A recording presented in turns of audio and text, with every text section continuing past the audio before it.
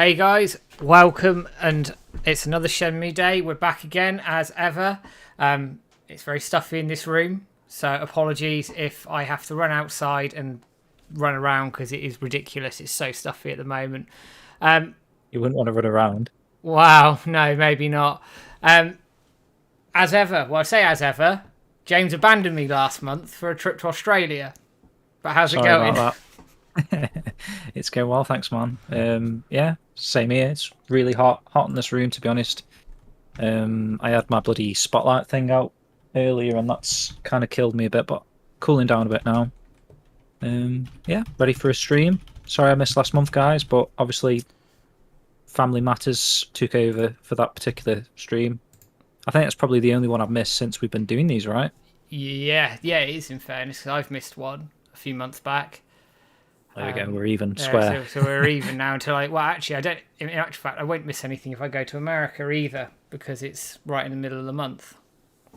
And when's that again? Just update your listeners. 10th of September, I will be buggering off to America for That was basically mainly my 3 benefit, weeks. actually, because I'm useless with dates and stuff. So 10th of September, I need to remember that. First, Yeah. before we sort of dive into the news, and it has been a bit of a slower news month than normal, but do you know what? A bit of quiet time isn't necessarily a bad thing. Let's have a look in chat. I can see Frankie's in. I can see Peter Wilson's just popped up. Hey man, how's it going?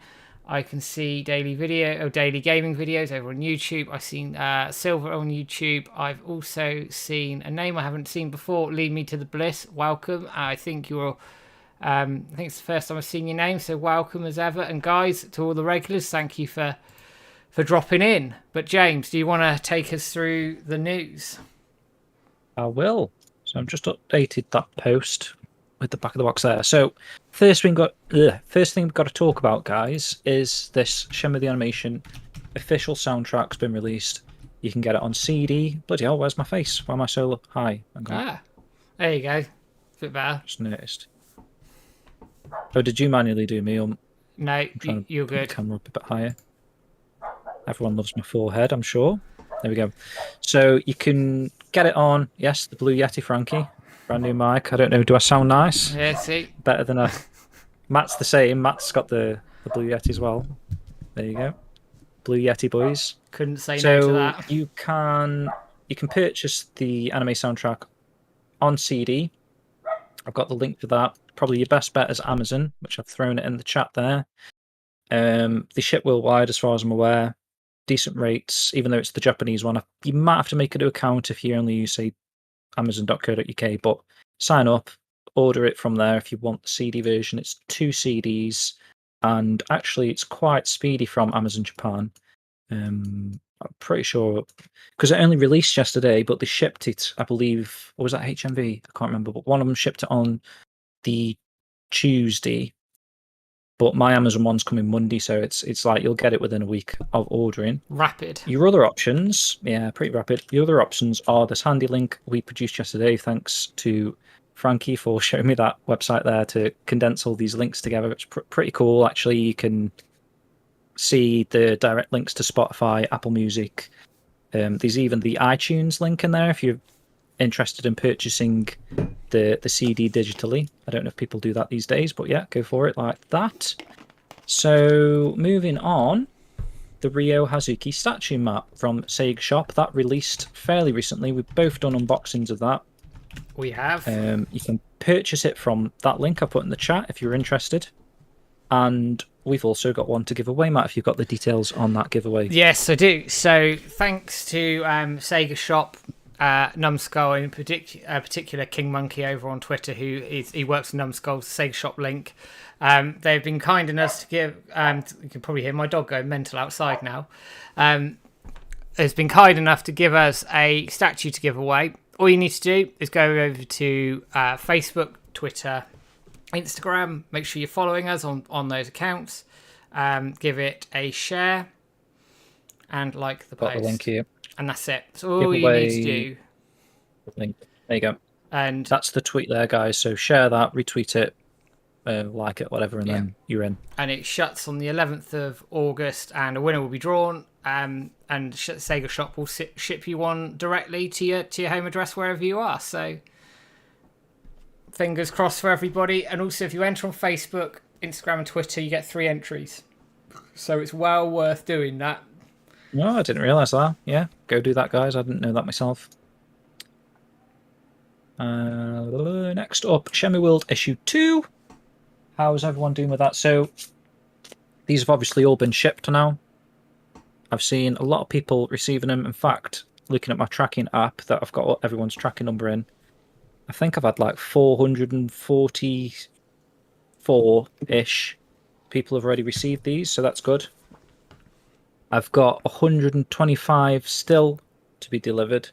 So if you're one of those 125, you're interested in your tracking number, see what's going on, drop me a message and we'll find that out soon. But going on the theme of giveaways, in this stream today, I'll be giving away a copy of both Shenmue World Issue 1 and Issue 2.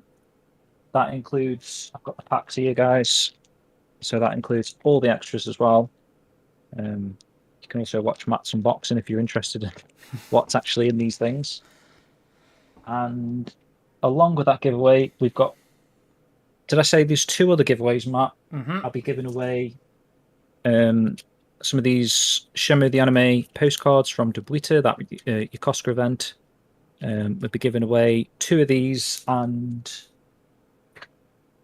some guide things, but details on that later. Matt's going to be taking your names throughout the stream. Yeah, I am. And don't worry, guys. You don't need to do anything. Just be here. Just type something in the chat so we know that you're here. Matt will jot down your name, and at the end we're going to be doing some of those marble races. Yeah. To see who wins some of this giveaway stuff. So excellent. Yeah, good stuff. Sounds good. Peter Wilson, thank you for the sub with Prime. Always appreciate it, guys. If you do like what we're pumping out over on YouTube, Twitter, everywhere, by all means, chuck us a subscribe wherever you are. It helps us out because it goes towards the running costs, quite frankly, of the website. Definitely, and everything we're doing. Hey, Scribe Man, how's it going? Hope you're all good. So I don't think we've ever really told anyone how much it costs for all the stuff that we're doing, but it's like 50 quid a month, isn't it? So yeah, between the 2 of us helps. So it's Other than that, guys, let me read what I had. Oh yeah, I was just going to mention Matt's interviews there. If you haven't listened to them yet, brilliant ones. Jason DeMarco and Matthew Reynolds, both awesome ones. The Jason DeMarco one actually reveals a lot of stuff about the anime, where it's at, what could happen in the future, what's going on with Crunchyroll and Adult Swim, etc. So that's a must listen, to be honest, if you're interested in a season 2 of the anime. And the Matthew Reynolds one is more of like a fan to fan sort of communication, what he's up to over at Eurogamer and how he became a Shenmue fan and stuff. But great listens, both of those. Yo, Scribe, how's it going on? And everyone in the chat that I haven't mentioned thus far. I'm an idiot, but is it possible to share an Instagram post? Fairly sure it is, but if not, as long as you liked it, I'll let it go. It's fine. Yeah, I think the share stuff's mainly for Twitter and just like retweet. And Facebook. Yeah. Hey, boy next door, welcome, first time viewer. Good to see you, my friend. Right, so we're all in, settled, and we're ready to go. As James has said, I'll be taking the names of everybody who's in the chat, and we'll do the marble run at the end. There'll be lots of them to do, so. And it's always, I don't know, it seems a bit more stakes on the line when marbles are running riot, doesn't it? I'd say so, man. It's going to be a lot of fun. So there we go. It was fun last time. Yeah. And we've got a good 3 or 4 runs to do later. So what we're going to do is, I'm in the Aowu Shenmue 3. I've just arrived here. So we're going to play a bit of story, mess around with some mini games, and just generally chill the hell out with a bit of Shenmue. And we'll kick things off with Anime Season 2. James, what do you want to see from a Season 2? Oh, it's a difficult question, man. I'd like to see a really good representation of Shenmue 3 for one. I'd like them to go in depth more with the side characters, the stories that are going on in the village and Niawu especially. You know, those side characters of Shilling and Fat Panda Bloke. I can't even remember his name, mate. Do you know what I mean? That we should be able to remember these people's names. So hopefully the anime can do, some of that stuff justice. Even if there's like little side stories they come up with themselves, you know, just to kind of like add a bit more character and personality to these characters who eventually take you to the castle and, you know, have some sort of importance to the storyline there. I'd like to see that. Going off the Jason DeMarco interview, obviously he says that would take up the first half of the season. So saying that there's going to be like another 13 episode season, for example, that would lead you to 5 or 6 episodes, kind of like the Shenmue 1 to Shenmue 2 portion, maybe 6 episodes actually for Shenmue 3. And then, I don't know, man, the world's your oyster really, isn't it, in terms of where the story goes from there. I'd assume that they'd be using the outline that Yu Suzuki's got for the rest of the series to come up with their own Shenmue 4 in anime form if the game's not created. How do you see that going? Joy, one thing that worries me is, obviously, we know that the path has been mapped out for Rare. We know that. Ryan Payton said as much when I interviewed him. God, this is going back nearly 3 years now, in fact. So we know that journey's there. So then we know that there's a degree of source material they can use. And as said in the interview with Jason, he said that Yu Suzuki has an idea of where it will go and where they want to take it. I suppose the question, and you sort of raised this as well, is how they're going to use Shenmue 3, how they're going to fill that out. And with Shenmue 4, what do they do? What liberties do they take with it? Because do we end up in a Game of Thrones situation where it was a bit... I mean, I've seen Game of Thrones Season 8, and it's a bit of a letdown at the end of it, because it's got, you know, it was rushed. Overtakes the books or something. Yeah. Right. Yeah. So I know categorically they will go beyond Shenmue 3 for Season 2. That's already been talked about. We know that's going to happen. I think they just need to be careful how they do it. Now, judging on the quality of the anime itself, I wouldn't be too worried about it. But I'd be lying if there wasn't a little niggle in the back of my head, just because we haven't got a game there yet, and the game Shenmue 4 isn't a guarantee. I think we're in a good position to get it, better than we were years and years ago. And certainly when you compare to like trying to get Shenmue 3, I do think we're in a better position. What's your take on obviously if they do make the anime version of your Shenmue 4 that continue the story at least? What's your take on then the game actually does get greenlit? They are working on Shenmue 4. Do they then have to take elements from what happened in the anime to make sure that it's still consistent with that? I think they do, because I think the canon sort of stretches across both. Now, obviously, the anime for Season 1 has done a few little things differently, but the broad canon's the same, isn't it? The broad journey's the same. So I think the game can take some liberties, but I think it would have to follow the structure of the anime Season 2 if it got that way. Personally, I don't think they could drift too far from it. Yeah, and make like two different side, the story just splits into two because you've got the anime that's writing its own story and then the games actually want to go a different way. They've kind of got to kind of be similar, haven't they? Yeah, they do. It's just difficult, obviously, because you've got different writers involved in each project, haven't you? So it depends if there's going to be any conflicting interests. You'd like the anime writers to be involved in the games, really? Yeah, you would. You would, to be fair. Before. Yeah. Yeah. But I mean, I don't know how viable that is, because I imagine they're probably working on other anime, because they're a telecom or anime studio where all the writers are and everything like it. So.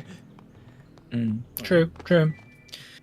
Right, let's go through some of the comments because quite a few people are getting involved in that. So first, I'll say hi to Chard Monster, who's a first-time viewer. Oh, so welcome. nice one for dropping in. Frankie wants to see Niao-san so bad. I don't know if she means in the anime. I'd like to. Yeah, to be fair, she'd be a cool character to meet in the anime. The anime version of her. Pretty. What's that word without being too thing? Tittylicious or something, That's not the right word. Wait, hang on a second. Tillacious. This has gone blue all of a sudden. I was trying to think of that word. Is it tillacious or something like that? You know what I mean? Like a bit. That'd be interesting to see. Probably a bit like the Joy character of the Shenmue 3 story. So I'd like a 13-episode Shenmue 3, including Baisha and flesh out Niao-sun and the rest of the Shenmue 3 characters. That's a good point from Sun. Do you think that because Baisha was ripped from Shenmue 3 that they could incorporate that into the anime? Yeah, I don't see why not. Scribes kind of says that as well. He says Baisha for the second half of season 2 and the Great Wall. I don't see why they couldn't do it. They can take that liberty, can't they? I still want to see them do it in the 4th game as well. I don't know if they've like completely cut that. They've harped on it quite a lot, where it's like they seem to have tailored the Kickstarter. You know, it was full on Baisha on it, so it'd be a shame if that's the bit that gets cut. I'm sure they can incorporate it somehow. Well, you'd hope so. I mean, they've repurposed bits and pieces before, so I don't see why they couldn't do it again, if that makes sense. Yeah. Would you want them to go beyond Shenmue 3 or just go for a short season? I think, like, from what Jason DeMarco was saying, his intentions were like the first half would be Shenmue 3 and then Shenmue 4, whatever, would be the second half of the season. So I'm happy for them to do that. If that happens, you know, if they do get a green light for a second season.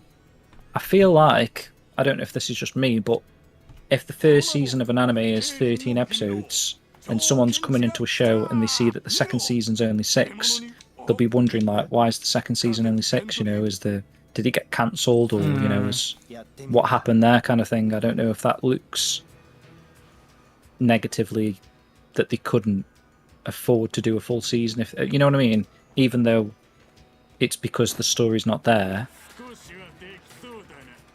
I'm just thinking of, like, from a new fan perspective. I think Jason was quite upfront in how he wants to do it. He wants what I'd assume would be a 13 episode season 2, and he wants to split that down. Probably 4, 5, maybe 6 episodes will be Shenmue 3, and I think you can do it justice with that and fill in some nice gaps, like, for example, Grandmaster Feng and all the sort of backstory of the WoW training there.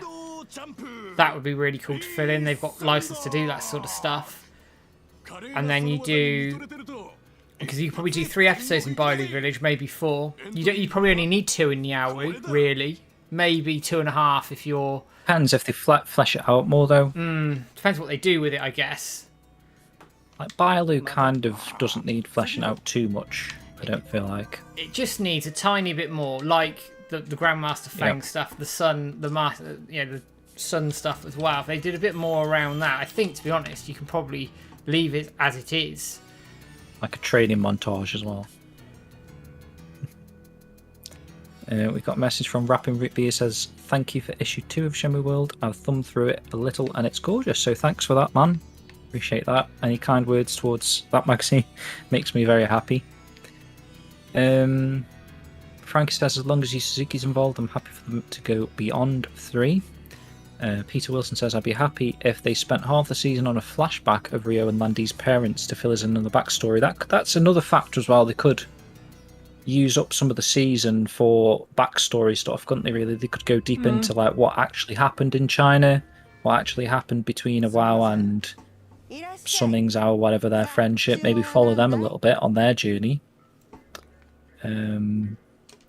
Amongst other things, you know, maybe more flashbacks of Ryo as a kid, tying a few knots there. Because actually, the anime did those flashbacks really, really well. Just gave a bit more context to Ryo and his dad and his relationship they have, which you don't get in the games, really, because I think it's not brushed over, but it's not really talked about either. It's mentioned fleetingly. What's that? Shenzhen says, give Mr. Muscles his own anime. As long as he's benching like £500, we're all good. What else we got? Hey, Flying Waffle and Film Duder in. Good to see you. Welcome aboard. Yeah, that's what Frankie says. Prequel episodes focusing on a WoW and the backstory could be cool. Tenacious, is that the word, is it? Not titillacious. Titillacious. To be fair, I've just looked on Twitter and apparently it's National Boob Day. So. Oh. Not too far. Too out of character by talking about boobs, I suppose. Anime, Niao-sun should be max boobs, Shenson says. dear. Evening, lads. Welcome aboard. Did you mean titillating? That is what I meant, and I think that is what I've just said. But I don't really know if that is what the meaning of that word is. It was just, I don't know. We'll skip over that now. A couple of other questions popped up. One from Sun in the chat is asking, but also we are about to enter a global recession. I think that's all. It's in the news at the moment with everything going on in the world. Will WiseNet cut staff, and how will that affect things going forward? I mean, we don't know, do we? I suppose it's challenging, but I mean, WiseNet have just released Air Twister. They're obviously making money. Happening? Is that happening in Japan though as well? I imagine it'd be reflected worldwide. Whether I mean, in America it's happening, and normally what happens over there, it tends to hit us here. So we'll just have to see. But I mean, WiseNet are working. They seem to be doing all right for themselves. I mean, they expanded not that long ago. Bear in mind. I mean, they might be contract staff, so they might be able to size up and down as they need to, like when projects are in, when projects are out. So it can work probably both ways in that regard, I guess. Yeah, I suppose the one thing they don't have to worry about too much is bloody fuel prices, do they? Because in Japan, you just hop on a train, just pop to the next station for like a couple hundred yen, so they can get to their offices, I guess, cheaply. The real question is, how do they end Season 4? As Jason DeMarco said, they need to finish each season as though they want to get another. That makes sense, yeah, like a cliffhanger sort of thing. Landy Fighter's out, so there must be something with Zimming or another Chiyu men. Yeah, they've got to do something, haven't they? Can't. I think, to be fair, if they are going into a Shenmue 4 storyline and making a story up from there on out, it's probably easier to produce a cliffhanger, right, than following a game line where, you know, the end of Shenmue 2 is like, you've arrived at a cave and a father's missing. They you know what I mean? They kind of like, it, they could have ended it at the rooftop, couldn't they? Do you know what I mean? Yeah. I'm sure they can fight at the rooftops. mold I mean, it. the castle has to be differently animated. Yeah, I could see what they might just cut it. But I mean, it's quite a big. The thing is, it's quite a big moment in Shenmue 3. And there's like going to be a spoiler here for anyone who hasn't played the game that far. Ryo and Landy fight, and Landy sort of acknowledges Ryo for the first time. So, and they did that in the anime. It was pretty much scene for scene the same as you'd have in the castle. And he acknowledges Ryo's improved his martial arts a bit and a few other bits and pieces. So I don't know if they can repeat that castle bit, but maybe they could. Maybe they could, or just have to restructure it a little bit, wouldn't they? Like different wording, different move or something, I don't know. They kind of designed that rooftop scene as though in case they couldn't get a second season, right? And they went all out, did the legs sort of flipping around Ryo, and otherwise that fight probably wouldn't have happened if they were, I don't know, if they were already greenlit. Do you think that fight would have happened? No, I think it had already been greenlit. I think they may have stuck a bit closer to the original story from the games, but I see why they did it. I completely understand why they did it. It makes sense. Because otherwise you sort of lose that hook, and there's sort of, Ryo's come face to face again with Landy and obviously lost, so there's a definitive end to that arc a little bit, I guess, which then they can re-explore as Ryo's journey sort of goes forward. And with Yu Suzuki being involved, obviously he will have an idea of how he wants to structure the rest of it if it goes onto TV. If it's game form, then it'd be interesting. I just welcome in Sheep while we're mid-discussion. Hey Sheep, didn't see you popping, man. How you doing, bud? Did you manage to resolve your posting issue, Sheep? We'll try to get that bloke fired. Frank says, Yu Suzuki gave us okay for the Landy fight to move to the rooftop, so I guess he has ideas about what to change. That's something that just made me think of something like another discussion point. Do you think if Yu Suzuki was to make Shenmue 1 and 2 again today, do you think he'd do anything different to them? Do you think he would have the fight on the rooftop like the anime? Wow.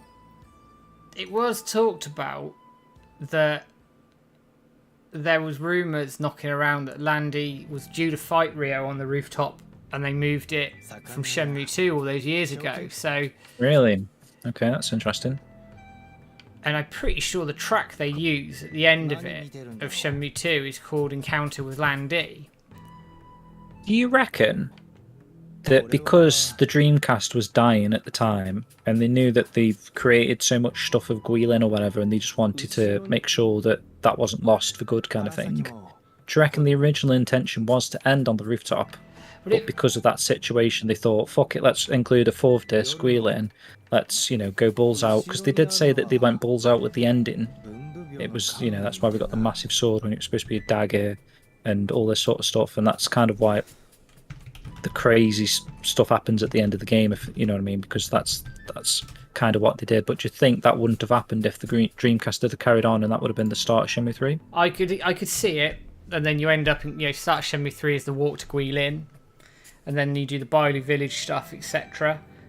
But I think that, I'm pretty sure that call was made quite late in the day, wasn't it, to include the Guilin section. I mean, it was a masterstroke. Don't get me wrong. I think it's worked out really well in the end. But I would especially for what it is. I think if you've played Shenmue 2 to that point, you're balls deep, aren't you? You're not gonna mind the 2-hour walk. But if it's at the start of the game, I think people would be put off by a 2-hour walk. Yeah, and I think they might have structured it slightly differently. Not that it's a problem. I think either way it could have worked. We got a question from Delvec, 1986. I'm assuming that's his birth year, so yeah. Same age as you, Matt? 1986. Slightly older, because I was 87, but not by much. I was 87 as well. I thought you were older than me, Matt. I am technically. I'm January. Yeah, I'm January, but I'm early January. Oh, okay, mate. Fair enough. It's like technically so like is 2 Shenmue... weeks. 2 weeks. Oh, wow. Happy bit. Well, I don't know why I'm saying that. Is Shenmue 4 even realistic at this point as an actual next-gen game, or are we just praying it's continued in the anime or something? Well, I mean, there's potentially plans out there. It's not written off yet. We've got the 110 Industries stuff that we've spoken about in the past that could potentially be leading towards a fourth game, or some sort of a Shenmue game, hopefully. I feel like they've gone a bit quiet. We've mentioned this as well in the past, so sorry for repeating myself, but I feel like maybe they went quiet. They were supposed to be announcing something in a couple of weeks, and that was like months ago now. I feel like possibly because Air Twister was imminent, they thought, well, we're probably going to have to lay back on an announcement. Otherwise, that's going to overshadow this new game that Yu Suzuki's been working on. Hugely. Possibly something like that. But where we're at, we still don't know. Nothing's been mentioned since. You're looking to the next gaming events, but like you say, Matt, I don't know if we're expecting anything TGS, Gamescom, are we? Really, realistically? I mean, we know as much as anybody else does around here, and I mean, no one expected Shenmue 3 until E3 2015, till the famous. So there's always a possibility, yeah. Until the bloody forklift tweet. tweet. So who knows? But and this comes to an interview that Game Rant did actually, and speaking to some people on the inside at Game Rant as well.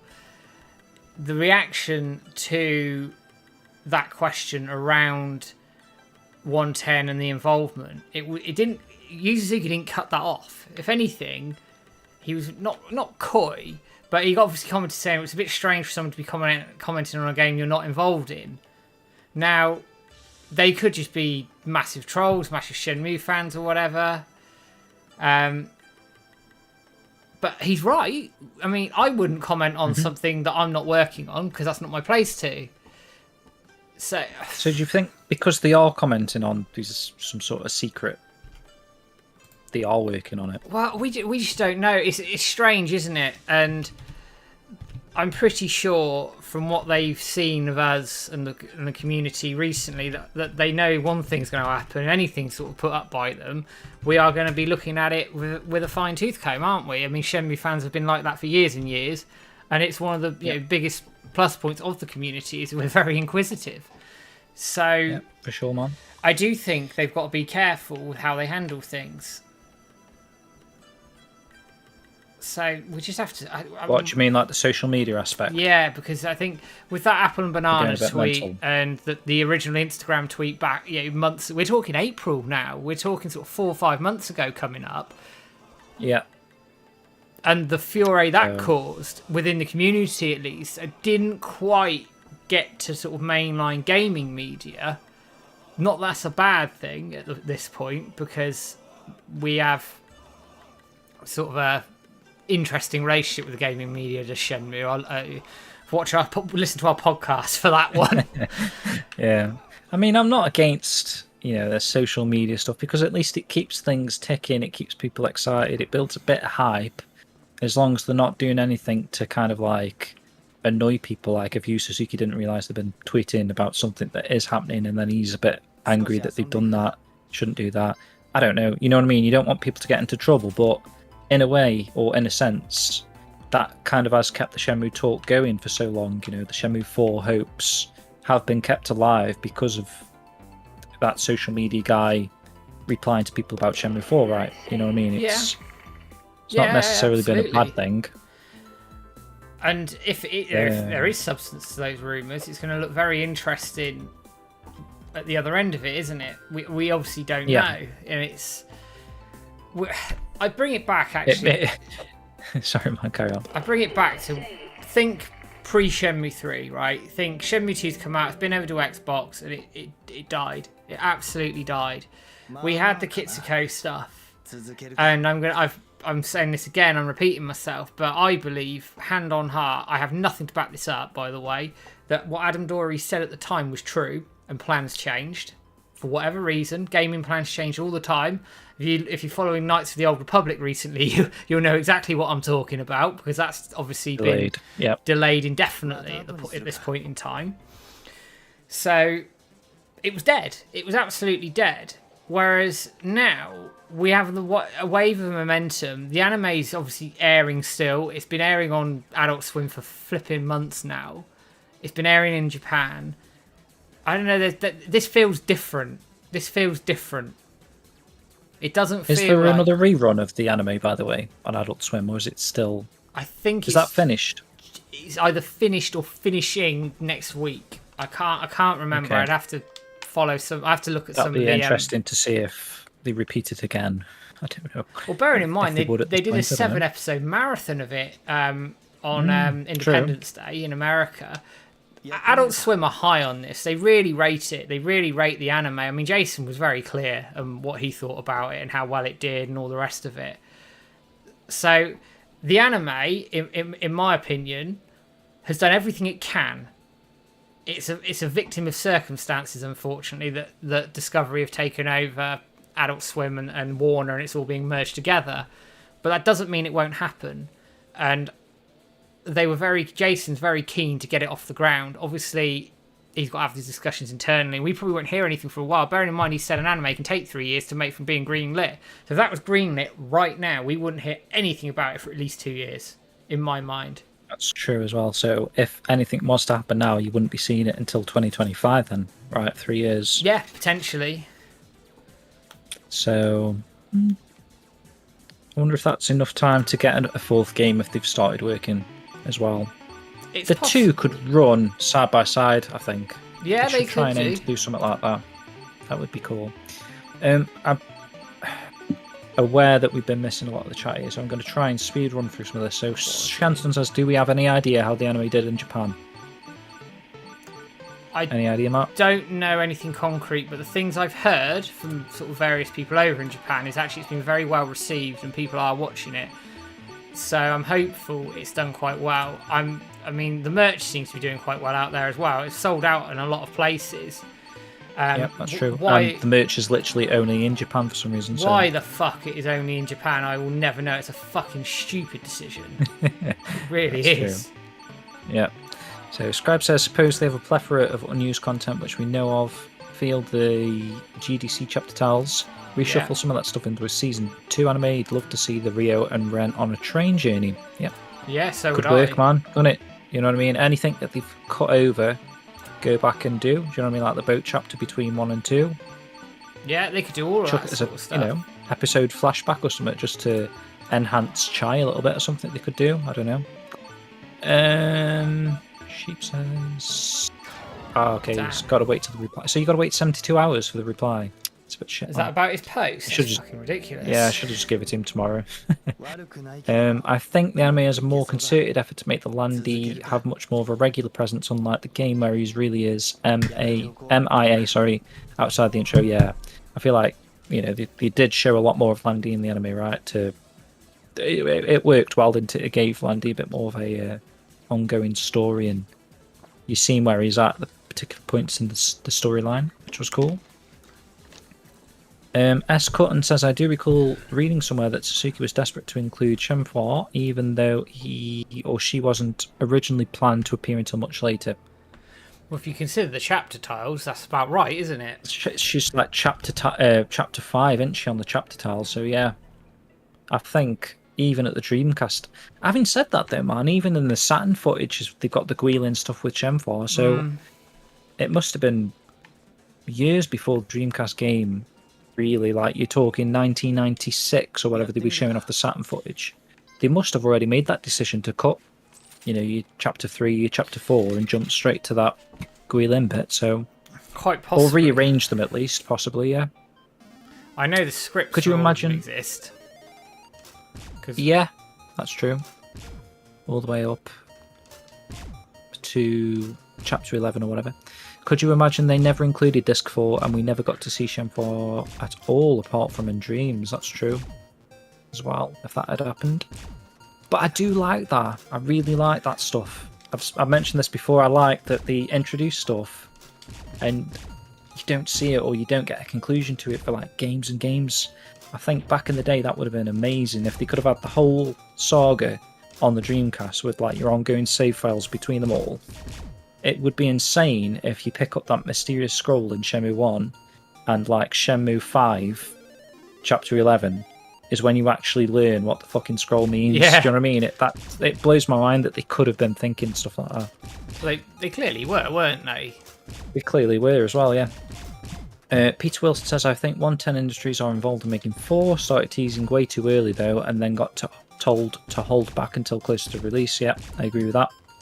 They only announced Air Twister a month before release. They would have been working on that for at least a year. That's true as well. No one even had a clue that he was working on. Well, we did have like slight interviews over the Christmas period, I think, where his like New Year's resolution was, he's doing something with, what was he saying, racing or spaceships or something. He's quoted as saying a few different things like that, and yeah, and then we're only just seeing like why he said those things, I guess. Oh, hello, we've got Naomi in the chat as well. Nice to see you. She says, hello, everyone. Welcome aboard. Samian says hello as well, or Sam I am, rather. Mike Franz says, happy Shenmue Day. You guys are on mute as I'm sitting next to a kid who won't fall asleep, so I'll wave, and hopefully you know what that means, Mike. And you can lip read, possibly. Shenson says, every Shenmue announcement has come out of nowhere when we least expect it. Yeah, agreed. Yeah. For comparison, Lost Judgment got announced on the 7th of May 2021, and then they released it 4 months later on September the 21st, 2021, so that's true. They could be sitting on a game. God, imagine if they're sitting on Shenmue 4 and, all of a sudden 4 months away while you're in America, Matt. I might have to stream on my phone from a roller coaster. S. Clinton says, it gives me a glimmer of hope that they could produce Shenmue 4 at a lower budget rather, even though not ideal. I mean, they could. I mean, they've got the game structure in there. They had to rebuild everything from the ground up with Shenmue 3, so they've built it all. It should be much easier in a sense to make 4, even if they move to Unreal 5, etc. Should still be fairly easy to continue what they want to do. Obviously not easy, but easier. S. Cutton again says, did anyone see DF's analysis of Bright Memory Infinite? Have you watched that one, Matt? I haven't, no. He says he was surprised to see a lot of game in terms of assets, game logic, etc. was only by one dude using Unreal 4. It's impressive. I haven't even heard of that game, to be honest, so I'll look into that. Impressive. Peter Wilson says, if there's no Kickstarter this time, there's no reason to announce so soon, and that's true as well. We've spoken about it before. I don't think they need to announce anything. They probably shouldn't, because of the hate the first Shenmue 3 was getting, seeing all the alpha footage and stuff like that. Just release it when it's ready. Announce it, like someone else said there, 4 months before the game is set to release. So you've got your sort of final build looking graphics and footage, and everyone will be impressed then rather than disappointed. And it's a massive thing, isn't it? First impressions. Yeah, for sure, man. Especially in this day and Especially age. When you said that first trailer, whatever, got 1 million views. You know what I mean? Those are the impressions you don't really want lasting. Definitely. Frank says, I think they had bad experience with the press hype circle of Shenmue 3, and so are being much more hush-hush this time around to avoid that. It's true. That could be why Yu Suzuki is pretending to be clueless about 110 by saying, like, oh, I wasn't aware, a publisher shouldn't be saying that about something that they're not working with. You know what I mean? He could just be being a bit more hush-hush because he doesn't want to suggest that Shenmue 4's out, and then you've got these expectations of what's going on. At least if they could break it when they're ready to break it, I think that'd be the best scenario. Scribe says, could a Japanese anime production company take the reins if it had high figures over there if Crunchyroll/Discovery aren't interested? That's another interesting thing. I mean, if Crunchyroll are like restructuring their brand or whatever, you do see shows, say, that are on Netflix, season 1, gets cancelled, and then someone comes along. I've heard reports of like Hulu. I don't know what Hulu is in the UK or what they cover for us, but say like they pick up a second season of a show and make it thrive on their platform. You know what I mean? It's kind of like stealing money from Netflix in a sense, because Netflix weren't willing to put the time and effort into it, but someone else is. Could that be a factor, do you reckon? It could happen. I mean, I think the big thing we've got at the moment with Adult Swim and Discovery is Jason DeMarco's there. All the time he's there, I think there's a chance that they will do it. And it was their best performing original, did better than they anticipated. It's a no-brainer, isn't it, when you say it like that? Yeah, I don't know why you wouldn't, but obviously we don't know what's going on behind the scenes in terms of that deal and what their metrics are. It's completely out of our hands. But it's done everything it needed to do to get us that second season. We just need to keep the noise out there more than anything else.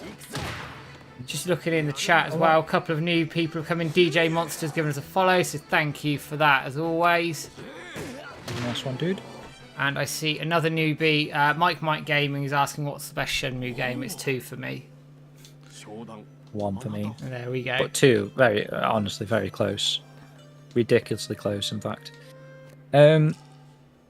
Shenson says, hats off to Jason and Cedric. Those 2 guys are heroes who did everything they could to bring the franchise back to life, and I agree.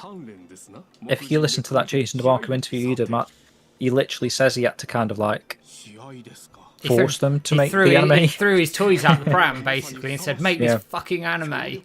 And they did. Yeah. Yeah, I mean, there's a lot went behind the scenes in terms of deals with Sega and other people to get off the ground. A lot of work has to happen behind the scenes for these sorts of things to happen and get moving. So it's a testament to, well, I think it's a sort of a symbol of the fans, really. Keep going, don't give up, and you'll get there eventually. Yeah, basically, you need to have big Shenmue fans in these high up positions, don't you? Cedric's a massive Sega fan, Shenmue fan. With his support and help, Shenmue 3 got off the ground. Jason DeMarco, massive Sega Shenmue fan. With his support, the anime got off the ground. You need these people who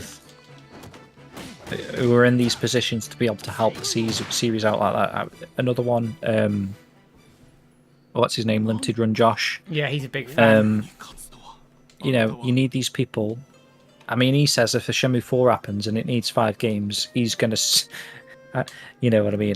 He's going to self-fund Shenmue 5. I mean, if he's got the capital and means to do it, great. But we need people like that, don't we? Who have got the capital, the funding to be able to chuck at something that they love. Shenmue has touched everyone in this. Who's watching the stream, Shenmue's touched you in some way, and if you've got a few mil in your bank, like Cedric or whatever, it properly helps to get your third, your fourth game off the ground. That's kind of what we need to get the series to its conclusion. Sam I Am says, I think that being Hush Hush for a game that is intended to appeal to a wider audience might be a misstep. Shenmue 4 has been said that it will be different than 3 that appealed to fans. Hang on. Shenmue 4 has been said that it will be different than 3 that appealed to fans. Yeah, yeah. I guess you mean like Shenmue 3 was more tailored to the fan factor, Kickstarter, fan celebration. Here's all these houses and rooms with like fan names and artwork and pictures, and do you know what I mean? It was like designed for the fans. Here's some Easter eggs about, Dalin's brother, and perhaps they weren't actually there in the main story arc. It's just giving back to the fans, whereas 4 is going to be more hard hitting, possibly. Yeah, and I think there will be some tweaks to it. I mean, we know that he wants to put throws back in. Obviously, that's a big one. I think he wants to make it a bit more accessible to new players as well. I mean, for me, I'd want a Shenmue mode. So for us old codgers, we get the classic experience, and new players can have a more modern experience. So then we're all happy. That's what I'd love. Esquinton says to add, I believe Shen 4 character was a different person, right? A girl from Tibet. This was very early on. I know what you mean, from that early calendar artwork, and there was early CG artwork of Shen 4 in like Tibetan locations and Tibetan outfits and stuff. I know what you mean. Yeah, it was. I don't know what the details were on that either, to be honest. No, I don't. I'd have to go back and have a look at the history. I mean, I don't even remember that in the GDC talk, so I don't know if it's properly been spoken that was to be that. Because if you think back when it was a Virtua Fighter RPG, which is what the GDC talks about for the most part with the chapter tiles and stuff, that would really be, she wouldn't be Shenmue, right? She'd be Li Feng or whatever that girl's name was with the ponytail. If anyone knows Virtua Fighter characters. That's how I took it anyway. I took like the main characters to have been Virtua Fighter characters. I don't know if that was always the case or it was literally going to be Akira as Ryo and then everyone else was different. Shenmue, Ren.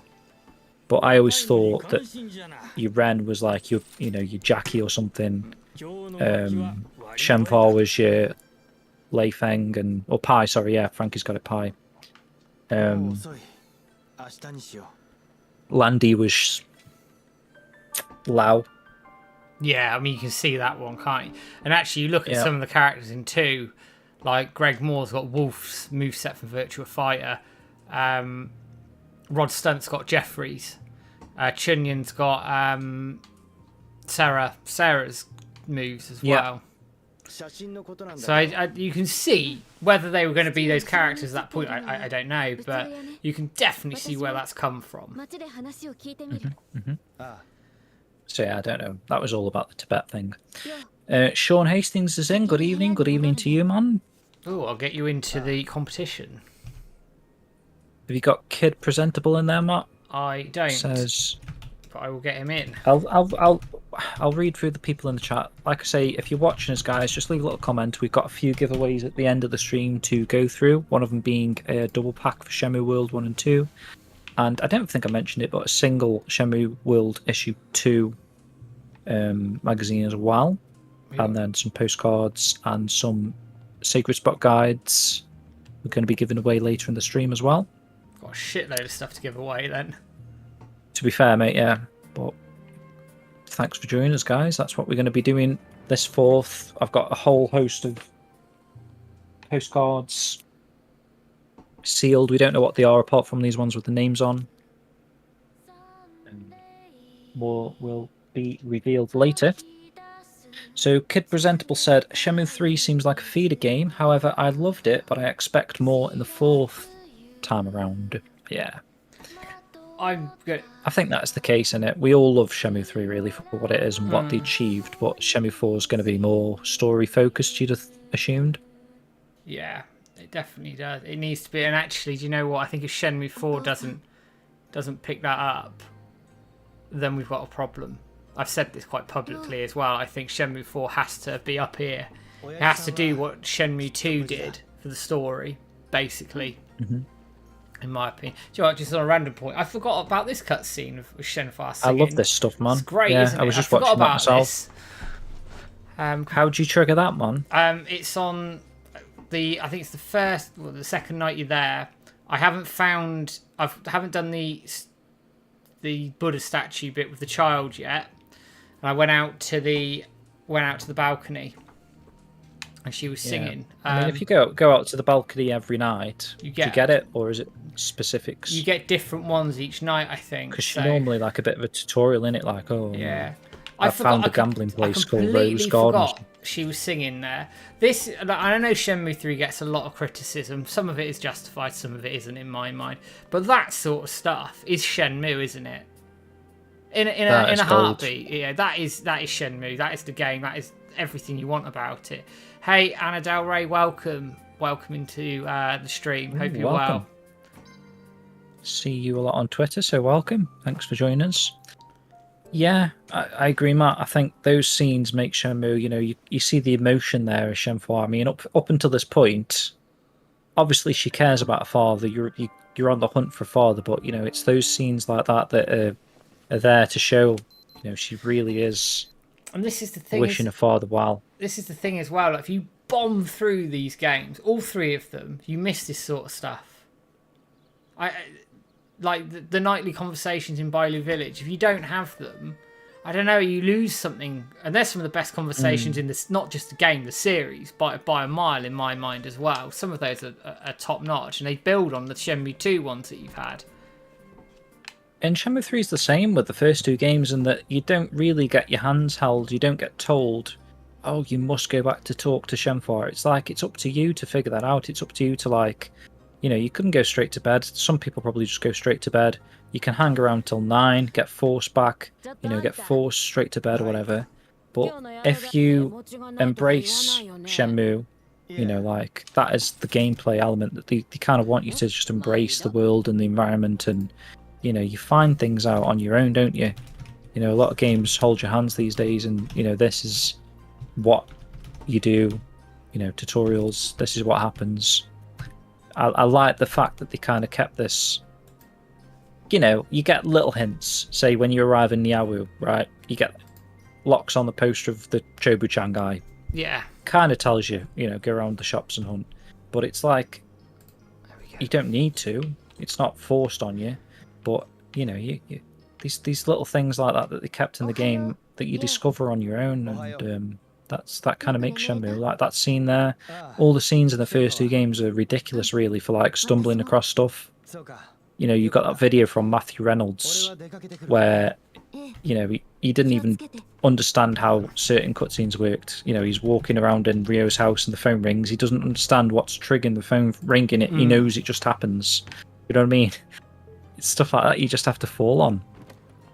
And that's the beauty of it, isn't it? This is, why we're discovering stuff in Shenmue 1 and 2 20 odd years later, isn't it? It's because there's so much of this stuff out there that we just haven't picked up. And I think, Sheep's mentioned this as well, if there's stuff in Shenmue 3 we don't know about, there probably is. It probably is, just like a little cutscene somewhere, you know what I mean? At a certain time, certain place, after doing a certain thing, it triggers Shenhua talking about father like you've just done. So let's catch up with the chat. Sorry, guys. So Shenson, I find it very convenient that the 110 tweet got deleted the moment Suzuki was asked about that question. Sounds like Suzuki made a quiet phone call once he left that interview. I don't know about that, but maybe they just shut the fuck up. Maybe they just saw that he mentioned that or something and they deleted that. I don't know. Hulu in the UK is merged with Disney Plus. Okay, I didn't know that. I didn't know that, actually. It's good to know. When it comes to the anime, I'm surprised by how little merch there's been. That's true. To be fair, Sean, we haven't even got a bloody DVD or Blu-ray. But whether or not they could just be waiting until it's finished airing on every platform. Do you know what I mean? Because there's still one happening in Japan, maybe like a new TV station that got picked up or something. Yeah, there was. There was another Am I one. making that up? No, There there was a was. first one, and then there was a second one, wasn't there? Another one's just picked it up. I can't remember the name of it, but you are correct. Another TV station So over they there could has just picked be it waiting up. for that, because what's the point in watching something if it's then available? I don't know. Do you know what I mean? It could be like they could just be waiting for everything to finish airing, and then you can buy it. I mean, they'd be daft not to release it on a DVD at least. They need to. Bloody need to. I mean, there's some good knockoffs on eBay. Not that I'd promote going and getting knockoffs, but they look alright. I've got it actually. Got it in the house, so I can't show you. It is decent, but obviously you've got to support the official release. Yeah. So hopefully when it comes, and that decision's with Sega, it's not with Adult Swim or anybody. Even all this stuff. This is knockoff stuff. This is some acrylic. I don't know why I'm pointing. These are some Chinese knockoff acrylic figurines I've managed to They're really find, cool. but they're great. You know, they look awesome quality wise. If they released these, they could have just released something like this, and people would have lapped them up. I've got, how many? 1, 2, 3, 4, 5, 6, 7, 8. So they've gone out of the way to make 9 characters from the artwork, but they just look great. They just stand up on your shelf there. Why this isn't official stuff? We'd buy it. I don't We'd know. all buy it, wouldn't we? And I don't understand why it's just focused on Japan. With the greatest respect in the world, give us all this stuff because we'll buy it. Yes, they've made a slightly bigger one for Donu. Izumi. Landy's actually a cool one. I mean, the artwork's there. You know what I mean? It's not like they can't use this artwork for some sort of merchandise. The artwork's there. People are making their own merchandise, basically, which I think they've not missed the boat yet, but they're going to miss the boat if they don't do it. Yeah, they will, and maybe they're holding some of it back for a DVD Blu-ray release, and they actually go, do you know what, we're going to do with this? We're going to also release some more bits and pieces with it. I mean, it would make sense, but they need to fucking release it on a Blu-ray or DVD. They can't not. Why? Yeah. Why? Frankie says sadly she doesn't have a spare 100 million to throw it. I'm not sure you'd even need that much these days, but I get your point. Peter Wilson says, I noticed that Limited Run were selling a new primer guide recently. Could we persuade them to do a reprint of the Shenmue 1/2 primer guides? That would be cool. He wants to do a Shenmue 3 version. Yeah, I was going to say, probably those guides are out there. You don't need to reprint them, really. But a Shenmue 3 one would be ideal, wouldn't it? He wants to do one, Josh. He mentioned it to me when I interviewed him. He'd love to do one. I think they should. Be mad not to. Yeah, like a reprint. You can still get those Prima guys quite cheap. You have to sort of look around a bit. I can't remember what I paid for mine when I got it. Shenmue 2 one I feel like might be a little bit rarer. They are, yeah. I don't know. Someone on YouTube called 900. I don't know if you got them in the giveaway map, but he says, imagine if... Good. Imagine if we don't start 4 as Rio, but as a twist you play as Landy, and we find out what happened from his perspective before going to Japan, and then it goes back to Rio. That's a cool thought, really, isn't it? Because that is the main mystery, what happened to Landy's father, isn't it? I don't know, can you see them, like, spoiling that aspect of the story in a 4th game, or is that more like end game stuff? Like the big reveal? I certainly can't see it happening at the start of the 4th game. They might do it at the end of the 4th game as the big reveal, leading into the final events, what would be Shenmue 5, if you get where I'm going with it. I mean, I wouldn't be against the idea. And actually, if they did do something like that, like as a brief... they don't need to go into too much detail, I don't think, just enough. They could, in theory, make a Shenmue 0 at the end of, like, when Shenmue 5 or whatever it is has been done. They could then make a... So you want to see 4, 5 before 0? Yeah, I do. Because then then you can fill in some gaps that way. See, I do agree with that. I'd rather see the next chapters in the story before a 0 game, but I do also see, like, people perhaps wanting a 0 or whatever to kind of reignite the series like it did for Yakuza. Do you know what I mean? We got to 5th game, and I felt like no one really cared about Yakuza. And then Yakuza 0 was released, and then everyone suddenly started caring about Yakuza again because it was like an entry point. And then that kind of forced them to do Kiwami 2, to get people back in the series before, you know, a 6 or 7 or whatever they're at now kind of thing. So I do see the benefit of a 0 at this point to kind of like get people on board. But then, I don't know, has the anime done that? Has Shenmue 3 done that? Is that to the extent of what we could expect from people, you know, jumping into the Shenmue series? Were those kind of like 2 Shenmue Zeros in the sense of Shenmue 3 and Shenmue the anime? If that makes sense. Yeah, it does. Hi, Paddy, by the way, I saw you. You're right, Paddy. Welcome aboard, dude. Film Dude says, love the fanzines. I hope you mean mine.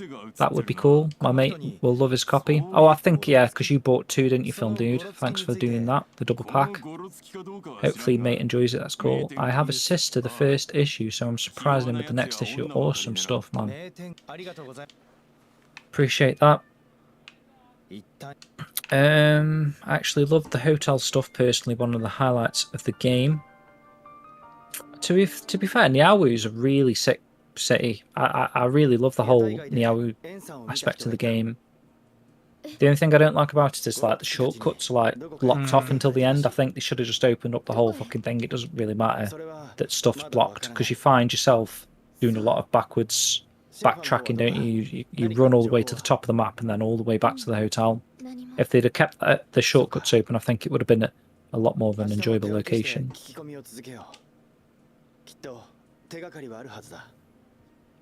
I wonder if the anime will bring more characters to Niawu instead of just Ren. Who are you thinking, Frankie? Who else are you thinking of? Shipper says, I wonder if these still stuff in Shenmue 3 we don't... Oh, yeah, sorry. That was a while back. I'm trying to catch up, guys. I wish once when Rio and Shinfor are on the balcony, you could see Ren across the way from the other balcony. What do you think he's staying in another hotel, you mean? Yeah, because he's technically he's at the...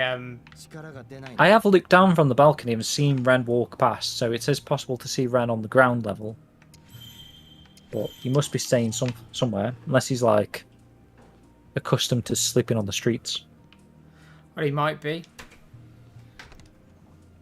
Let's have a look at the chat as well. So they're saying what's more bizarre is the Shenmue site for Sega's still down. That's been down a long time. Because I reported that to Sega. And the community manager's there. God, it must be 2 months, 3 months ago. See, that is weird now. Like if it was a blip and they, you know, put it up back up, but because it's still down, that's interesting, isn't it? So what are they doing? Are they getting...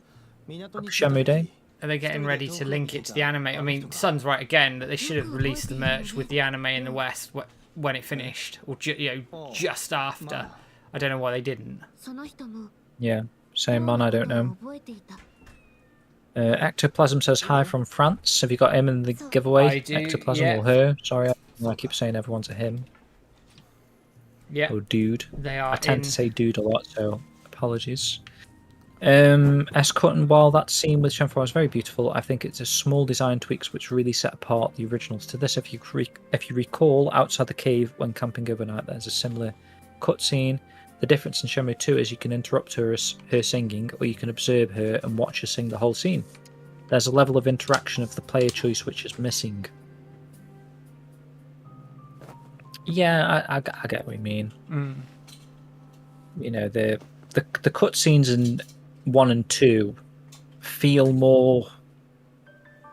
I don't know what the word is, but they're more complete, aren't they? Whereas the ones in Shenmue 3 are like, yeah, more polished, okay. Whereas the ones in Shenmue 3 serve the purpose, but they're not as on a deep level as the cutscene in 1 and 2. Nitpicky, but speaks to the overall design, ethos, and philosophy between the games, and arguably budget. Yeah, I think it does come in. Peter says, apparently 110 Industries have the Blade Runner license now, and there's a comment from them saying it should have been under NDA and not shared. I did see that knocking around over on Twitter, actually. Okay.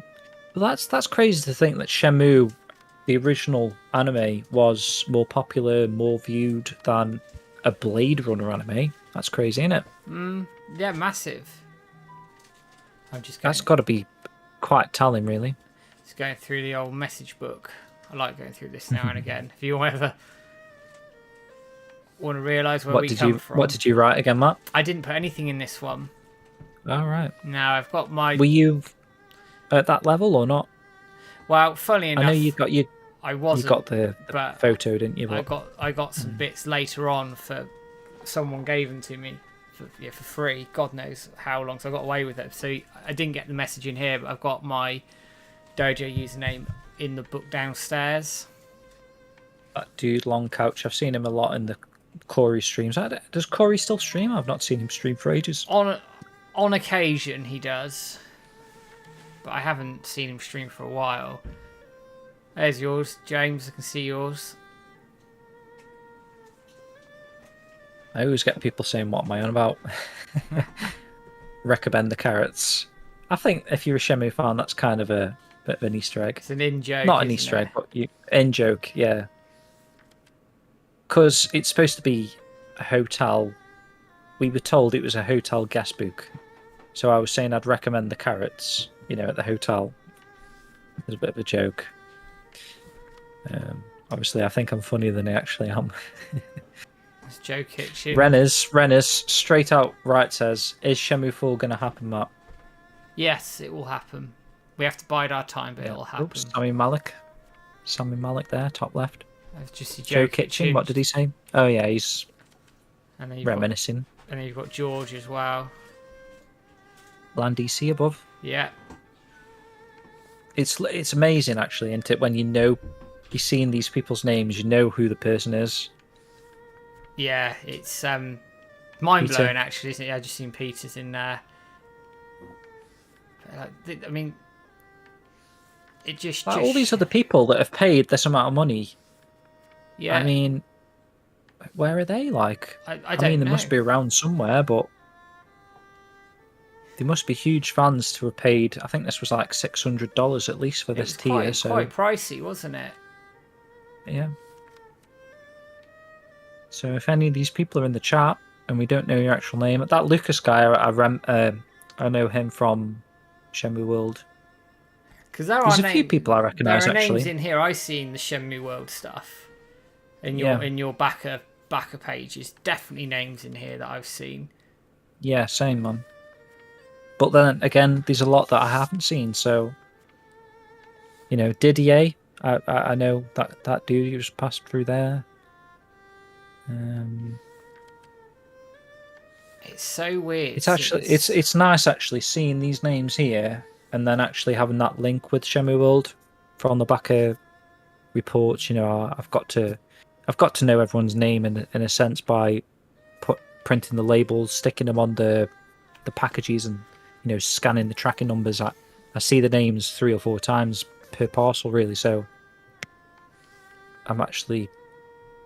It's nice. I just think it's nice seeing people's names. Matt Humphrey, NT, the Shenmue Aim 2 guy. Yeah. Podcast guy. Yep. There's some names there. Landisi again as well. Buell, I know that name from the forums. Landisi again, yeah. It's mad, isn't it? You see all these names knocking about, and they've been around years, some of these people. Years and years and years. And it is also surprising, man, when you are looking through this book, it just goes on and on and on and on. Massive. It just shows you, it just shows you the support really for the Hong Kong. I don't know. I mean, I could keep going and going. It just goes and goes, doesn't it? It really does. I remember first playing this game, and I sat here. It must be for about half an hour, just flicking through this stuff. Yeah. I don't even know what's on the very last page. Does it just end? I think, and you have like Kickstarter, does it show the back of the book? B, C, or D, I think. Because there's a commitment in itself to bloody get to the end of the book. Andrew from AM2 podcast as well. It's a funny comment from Sheep. He says so much wasted opportunity with the merch. Life-sized shoeing body pillow, please. Dear. Peter Wilson says I'd like a reprint. A reprint. Of the Prima guides that we were talking about. Oh yeah, of course, yeah. Let me just breeze through some of these comments. I'm well behind. Yeah, don't worry. We're going to be here for a while because there's a... I didn't realise how many of these there were, you know. Like, it's mad, isn't it? Paddy said the prequel could reframe everything we've already played and give even more replayability on the originals. What, like, go through Shenmue 1 again? In a prequel game? In a sense. Is that what you mean? Nathan. Kid Marine, I recognise that name from the forums as well. God, this goes on forever, this. Yeah, Niawu looks the best at night, to be honest, Richard. Yeah, it does. Now he's really cool at night. Hold it up. Sheep says the only thing he wants from Shenmue 3, apart from a bit more story, is the free music. Really missed that in Shenmue 3, and some of the music choices are a bit jarring. Yeah. Same in Shenmue 2, to be honest. There's no real free music in Shenmue 2, is there? It's all area specific music, which I don't mind because some of the music in the areas is quite cool. And a vending machine animation, that's true. That was a bit lackluster, wasn't it? Just buying a drink. Yeah. They should have done something, I think. How much was it to put a message in? But yeah, I think it was $600. Adam Koralik twice. I don't know why. Why did some people have it twice? I think because they made They backed backed like 2 tiers. 2 tiers or something. Adam Scipione.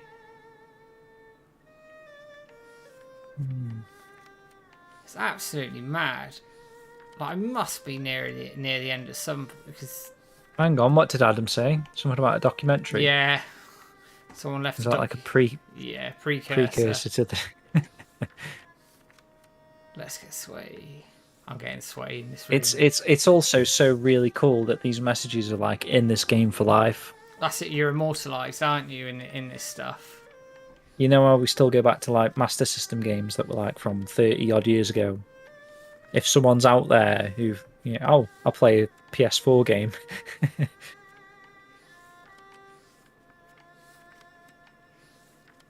There we go. I'll always look See, at now a nice age. I'm at the back. You know, in now, the Save Shenmue building.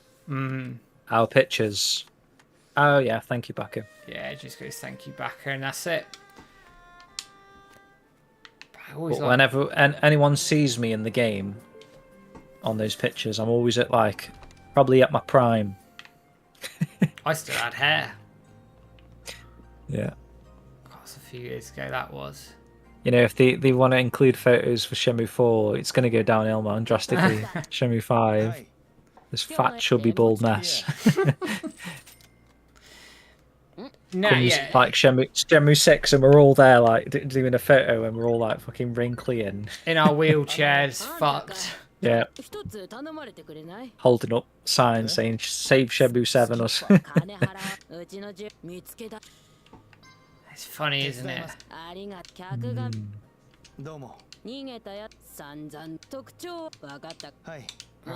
We'll do this little side quest as well. Yeah. The daily gaming videos, it was about Rio not liking carrots. That was the joke.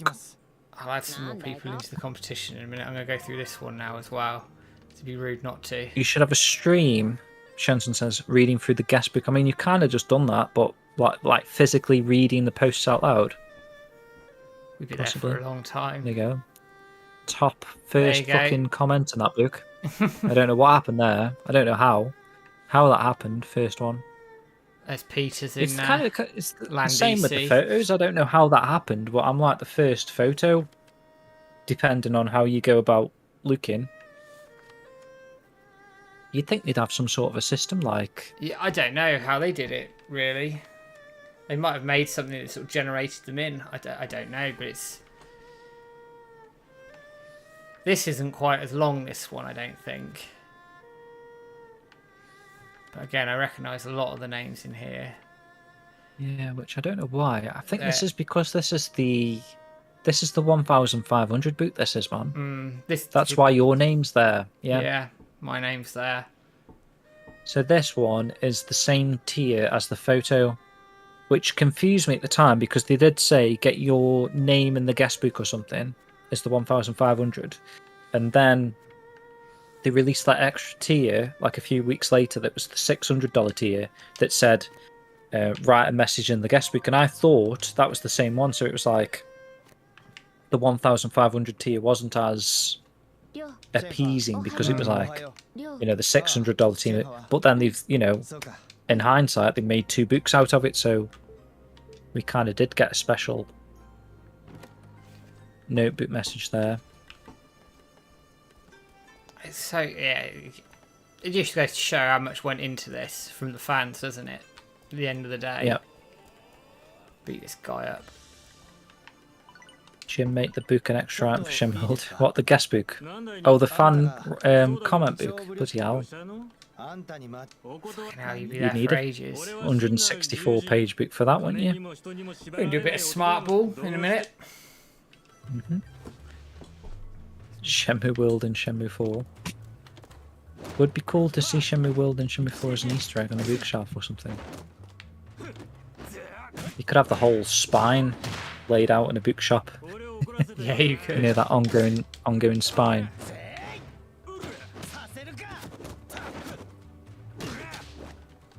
Oh man, S-Cutting. The more morbid part of me wonders those that died before the release of Shenmue 3 never got to experience it. There were a few, actually.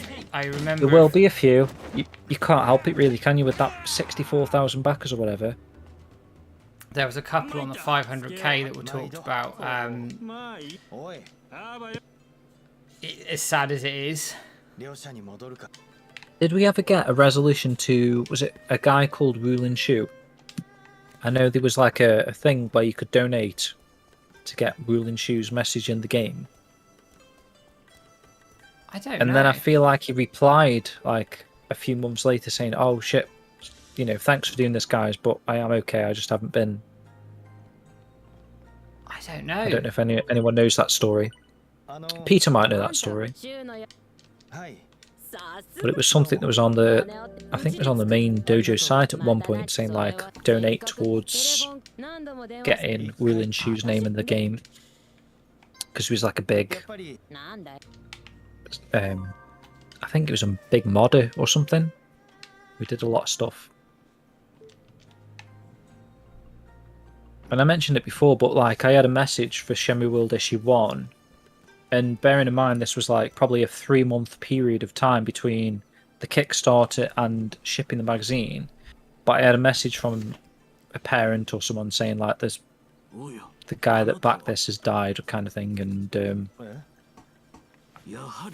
I don't think they wanted a refund or something, or they might have asked for it. I can't remember actually. I gave them a refund, but they were just kind of like. Can you put the name in going anyway? through all them. I put the name in. That's if you look in Shenmue World Issue 1, I think it's the very last name at the back of.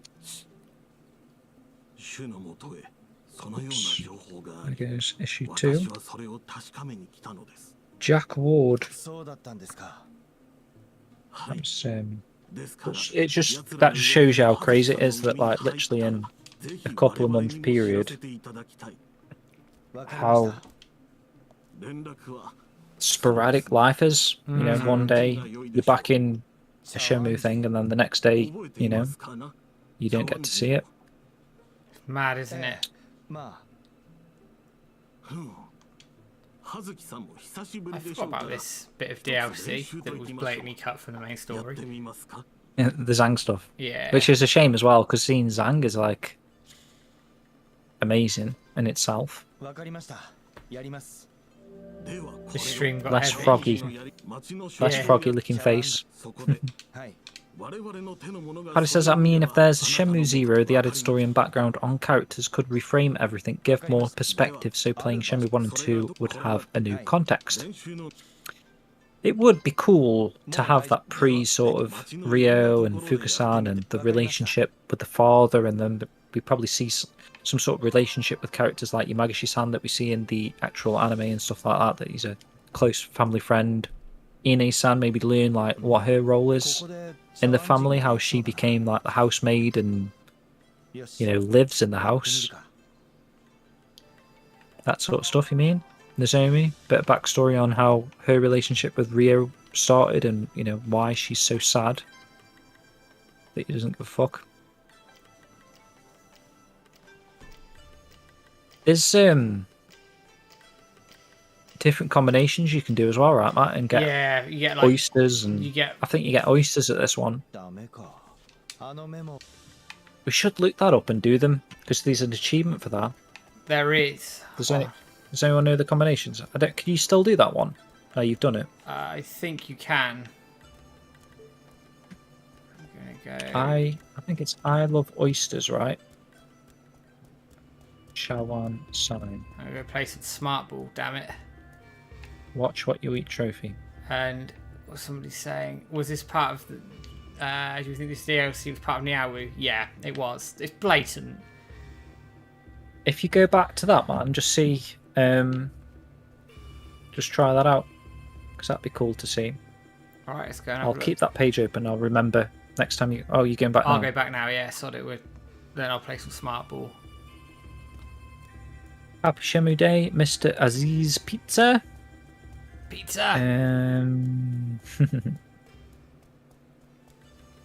Peter Wilson's. Oh yeah, there was, mate, wasn't there? He says, I swear when I first played it, there was a glitch with a book where it showed a couple of pages twice. I think he had the Adam Koralik page twice for some reason. Like at the exact same names. It wasn't like he paid twice. It was literally the same page twice. Right, what am I doing with this one? So it says mid, down, down, mid. So it's going to be like, I don't know. See what you get. So you've got to rearrange the whole thing. So yeah, standard, down, down, mid. So down with that second cup, down with the third cup, and then leave the fourth one at the mid range. Right. Did that work? It looks like it has.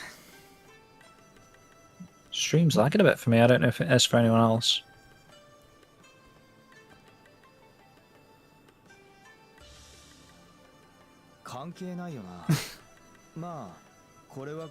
There we go. Just coming up now. You got the plate of oysters. Got me some oysters, and I got my achievement. Watch what you eat. I think it's free food as well. I think you can actually eat that. Yeah, you can. There we go.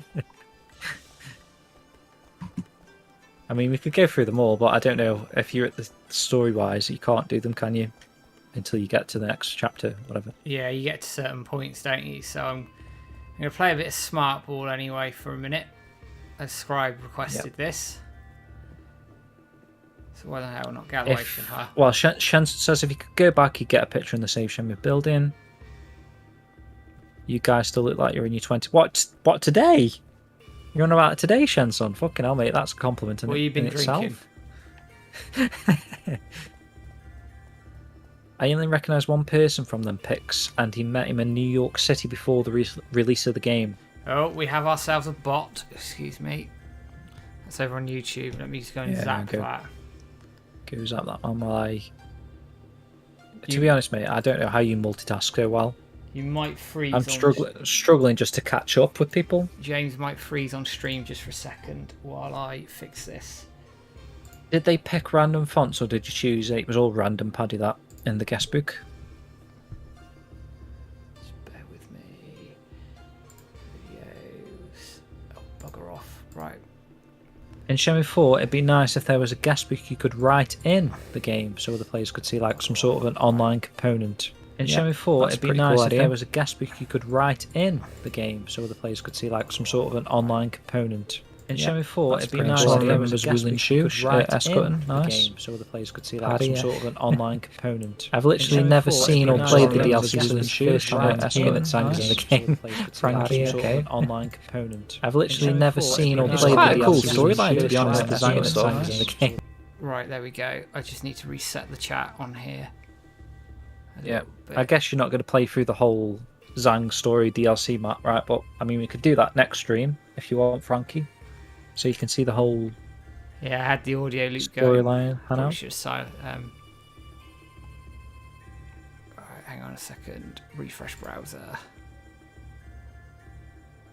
Oh shit! Did I get dead loud? No, it's alright. It's me.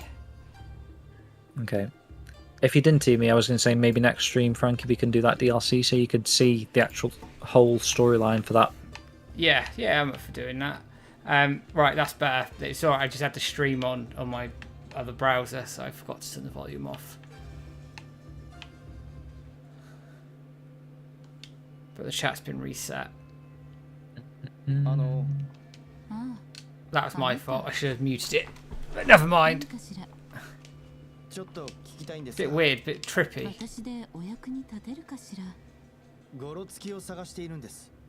Shenmue 3 Nozomi resembles the anime Nozomi more. Shenmue 3 Nozomi, what do you mean? Like her attitude. What, like from on the phones. the conversation? Yeah, I get you.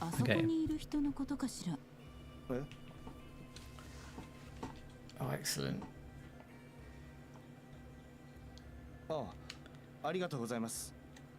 Looks like the chat's bit For the is like... secret achievements, you have to do each in the right part of the story. Yeah. Oh, for fuck's sake, they're back again. It's difficult, isn't it? Right, give me a second. I'm gonna have to just fucking delete. Is there another one? I can get them out if it's causing you issues. If you could, yeah, and I'll just pull it off of Yeah. Sorry, man. Let me get on the YouTube. another fucking bot. Well, they're like bloody buses. They come all along at once, don't they? Love our bloody streams, don't they? Hey, Image Guru, how's it going? And welcome, first Big time Shenmue chatter. fans. Naked HD XYZ tired of being alone? Question mark will help you. A definite massive Shenmue fan, so Oh yeah, you know. welcome to the stream. Would you take a spin-off Guerrero. game like a Shenmue Fighter, for example? Yes and no. I mean, if it made money, then I'm all for it. But I'm not. I want a full game. Yeah. Really. Welcome. How did you pronounce that, Matt? It's I'm Aguero. Is me cocking that up. I'm Aguero. Oh, fair enough, yeah. Hey, Strictly Sega Europe. How you doing? How did that bot know that Shenmue fans are single? Oh, you bastard. I thought I was gonna Not get all that of one. us. No, unbelievably, I'm married. Me too.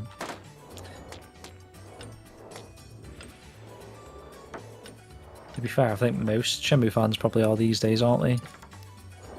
You'd hope so. 30 odd. 30 odd 30. years. Between 30 and 40 people, man. Because we're old now. Yeah.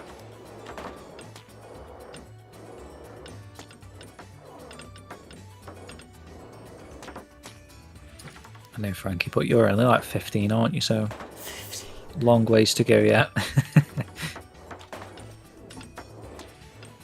That's shocking. Yeah, I know what you mean. Oh, Those you Shenmue bastard. characters are in a virtual fighter game. You'd have thought by now. We'd have thought with them. I mean, maybe if they are actually working on Virtual Fighter 6. But we kind of expecting a Shenmue pack or something, right, Matt? With bloody Virtual Fighter 5 Bloody idiots Final didn't do one, have showdown, they? of it's called. No, they did a Yakuza one though, of course. And everything's bloody Yakuza.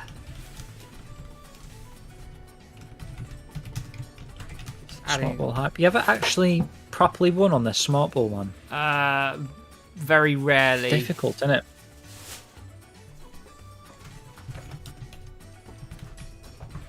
Right, that's just fine. Just Film add- dude got into the series at 24 and he's 28 now. Oh, bloody hell. So that's recent. Yeah, that's cool. Very recent fan. Just shows like Shenmue's still got that impact on it. Do you know what I mean? Because if it was only like 4 years ago when he got into the series, you're talking when Shenmue 3 was released. So the first two games and the third game or whatever has taken a hold of him See you, enough Ginger. to buy a couple of copies of Shenmue World as well. It's nice to see. Cheers, Ginger. See you later, man. I've caught that up. Damn.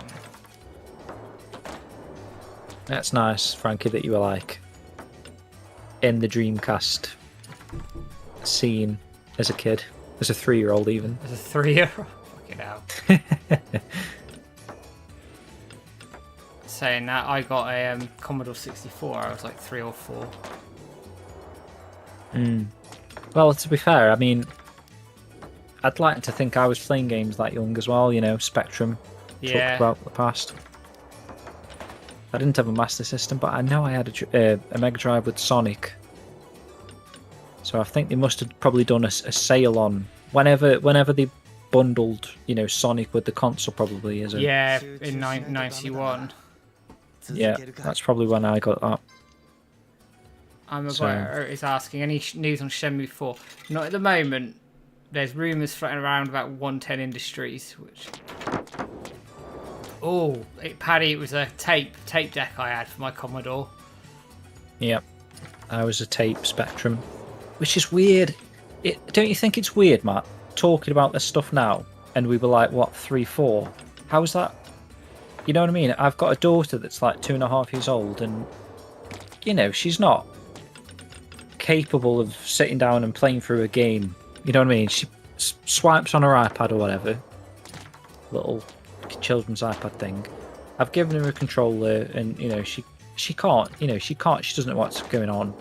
Yet we've got these vivid kind of like memories of playing Spectrum games, picking up a Mega Drive game with Sonic 1. Do you know what? I think some of it's slightly different It's weird, because back then as well, games were a lot simpler to play. They were arcadey based, wasn't it? A lot of it was bringing the arcade home. Was it? Oh, I've won. Didn't even realise. Oh, nice one, man. Yeah. So you've done it. So it was a lot of it was like I just think it's simple games. Yeah, well, she is Paddy. To be fair, she can play. You know, I'm surprised what she can actually do. She was it's on this weird makeup game thing, and she was pressing on like a makeup brush and went straight to the eyeballs. You know what I mean? And doing the eyeballs. You know, maybe that is the equivalent of us playing Sonic. maybe. Back in the day, it's just weird that we've got these memories. I think that, you know, as we're talking about it today and we're 35 or whatever, we're talking about something that happened when we were 4.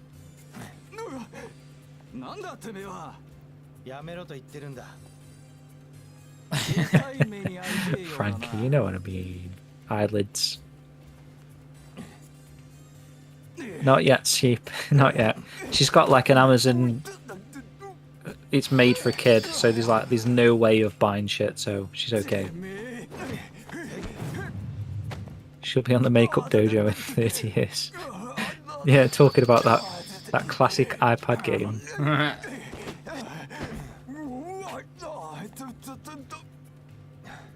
Eye makeup game saved my life. Some bollocks. Used to use my dad's phone to buy RuneScape membership without him knowing. That is very I suppose, well, I was going to say, I suppose we've all kind of had that thing where we're like, you know, on Fantasy Star Online, you know, when you get cut off the bloody modem because your mum makes a phone call. She didn't know you were playing. It was only 1p a minute though.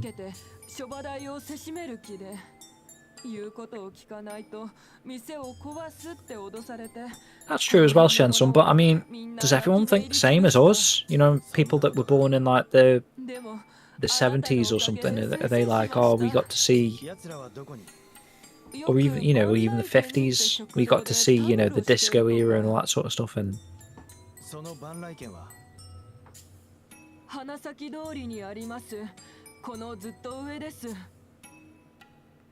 people, yeah, can afford houses and kids. True. It's funny. I think we grew up in best generation. I think in terms of technology, I do agree with that. Yeah. You look at gaming. Going from like, you know, a computer that was literally MS DOS or whatever. You had to type at a full command to do anything. to what we can actually do today, you have seen the technology era from the beginnings to, full on VR, and it is crazy. There's some of the difference. I've said it before. I found the difference, and it felt like a lifetime at the time. But the difference between the Mega Drive and the Sega Saturn, for example, going from 2D graphics, and you go into a video game shop, you go into a Blockbuster or whatever to rent 2D games, and that was all you could do was a 2D game, and you were blown away by, Sonic 2. I remember. And then suddenly you've got the 3D era. It doesn't make sense to me that happened within like 4 years. Rapid though, wasn't it? It was rapid, but at the time it felt like I had a Mega Drive for 10 years. Do you know what I mean? Before the Saturn was released, we felt like you had.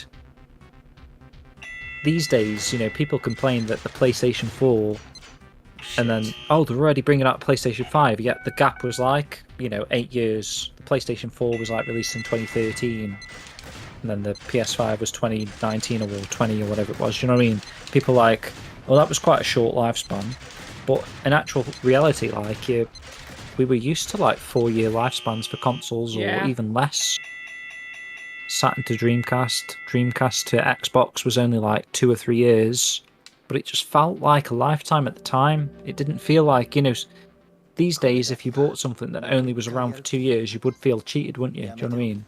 Yeah, you would. But back then, when the Dreamcast came out, I felt like I got plenty of enjoyment out of it before I even found out that Sega were leaving the hardware business. It's just weird how time scales differently when you get older, doesn't it? It does, and I think with the gap with the generations this time around between 4 and 5 was probably helped by the fact there was like a mid-gen update, wasn't there, with the Pros and the Xbox. That's true as well. The Xbox X, whatever it was called. But it all feeds in. Ooh. Damn.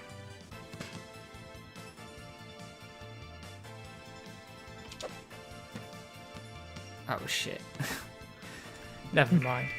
It's funny. I think we grew up in the right era though, because we saw like Mario 64, we saw GoldenEye, we saw Shenmue, we saw all these classics, like genre defining game, future game design defining games come out. It's mad. It's absolutely mad. The Dreamcast, first proper online console. I know the Mega Drive and the Saturn had a capability of doing it, but you see where I'm going with it. It was the first thing that really sort of took it as a built-in, day one job. I honestly don't even know what you would have got out of a Mega Drive or Saturn online. What could you do? It was the Dreamcast that really made online gaming, online browsers. Scribe says first gaming memory. What do you think, Matt? What was yours? Oh, playing Outrun on the Commodore 64 with a joystick. I remember I'm that. not even sure, personally, what my very first gaming memory was. Even though I say Spectrum and stuff like that, I can't remember if I got that after the Mega Drive. And then the Mega Drive, I vividly remember being in Toys R Us and seeing it next to Mario, and sit there going, looking at Sonic going, well, this is shitting all over Mario. See ya, S-Cushion, man. I've just had a thought as well, just a memory there, thinking about it, but I don't know if anyone else's parents were the same, but my mum and dad used to do something really cool where, I don't know if you've seen that Retro Life guy, My Retro Life, I think his name is, on YouTube, where he's got his home video footage when he was a kid, going through his Mega Drive and stuff. But my parents used to put, maybe they buy 10 or 15 games. I used to have stacks of games like that dude had on with his camera thing. They used to buy me 10, 15 games, and they used to hide them around the room. So I'd come down Christmas Day, dead excited. This is when Christmas was fucking so exciting, you could barely sleep, and when you did, it was you were waking up at 5, 6, I remember and that. you were you were desperate. I went downstairs. They like hid them behind cushions, pillows. It was fun, and it was at the end of it was still like, could there still be something somewhere? Do you know what I mean? Have I not checked? Is there something I've not checked somewhere? And you know what I mean? It was like thinking back to those days. Gaming was like so exciting. Like every time you got a new game, you were looking at the case. Like your heart, I don't know. It could just be me, but my heart was like pumping for the like manual what? as well. You'd read that and Just how crazy it is, the difference there that like you're looking at a game, you're so excited to play it. You've got this big stack of games, there's like nothing else that you care about other than playing through each of these games. Yet these days now you just turn on your console or whatever, download a game. There's no care, is there, to what you actually do gaming wise these days? no. I find myself, I don't know if anyone else is the same, but I just find myself just doing it for the sake of doing it. Like I know I've got games to play. I probably don't need to play them. It's not like I've got like this dying want to play them. I just kind of like turn them on and I want to be entertained. I think that's probably the other thing. Whereas like back in the day, there was nothing else I cared about other than playing these games, and I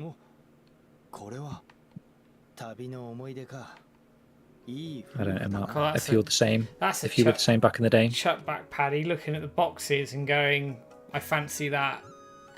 Because it's all out there now, isn't it? Games like YouTube videos and all the rest of it.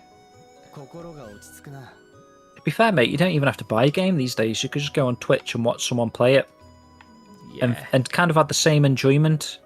If you'd have played it yourself, you got the same, perhaps not the exact same enjoyment, but you've had a very similar experience by playing it through someone else's perspective. I don't like, I mean, I know we Twitch stream and all the rest of it, but I have never been a fan of it, really. I like to find out games on my own. I like to sit there and explore and do my own thing. I get why people do it, because if people are into gaming, can't afford to buy games or whatever, or just don't have the time, whatever it may be.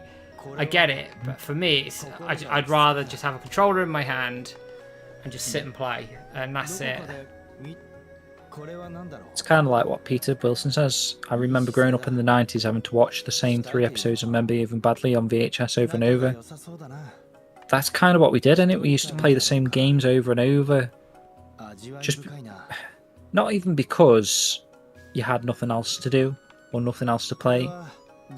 Again, that kind of harks back to the time factor, like how slow time feels when you're a child, that you've got the beauty of watching shows over and over and playing games over and over. These days it's a stressful situation to kind of keep up with stuff in it. I guess that doesn't help with the streaming aspect. Everything's so readily available, your Netflix shows, all that sort of stuff. It's a click away, isn't it, really? Whereas back in the day, perhaps you were limited to what you could do. You were, weren't you? You were, and you had to watch TV. Frankie's saying you had to watch TV at a certain time to catch your favourite show. Now you can just record it or catch it on demand. It's so different, isn't it? Yep. Well, let me catch back up with the chat, guys. It's cool that you're going through these photos, by the way. Who was that dude that you recognised? Who was that? Was that S. Cutton or someone? Ginger, I think, mentioned Peter.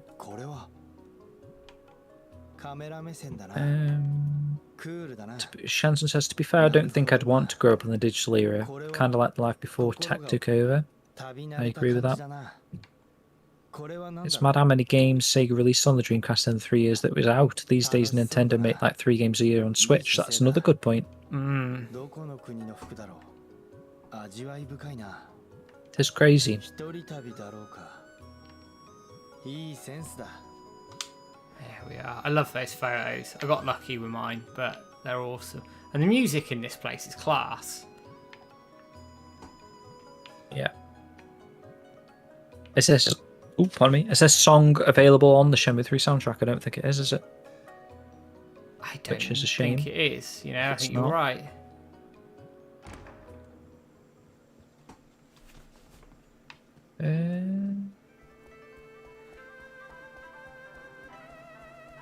Gonna kick these asses. It does. I do get these thoughts though, Shenson. Like Shenson says, don't get me started on the TV show, movie, and cartoons of our era. We were so lucky to see such greatness. But I do feel like kids these days might feel the same way. Do you know what I mean? Because my daughter's really into Paw Patrol. Oh God. Like she's obsessed with Paw Patrol, which is an oh god thing, isn't it? Really? Do you know what I mean? It's so annoying to watch if you're an adult. But back when you were a kid, Paw Patrol could have been Teenage Mutant Ninja Turtles. Do you know what though? I think kids' TV had more for adults in it then than it does now. So you could watch it with your kid and still find a lot of enjoyment. I mean, Captain Pugwash. Some of the names in that. If you're a kid, you ain't gonna notice what the hell that means. Quite adult, are they? Or like Master Bates and Seaman Staines are two of the names that are in that game. Okay, that is a little bit out there.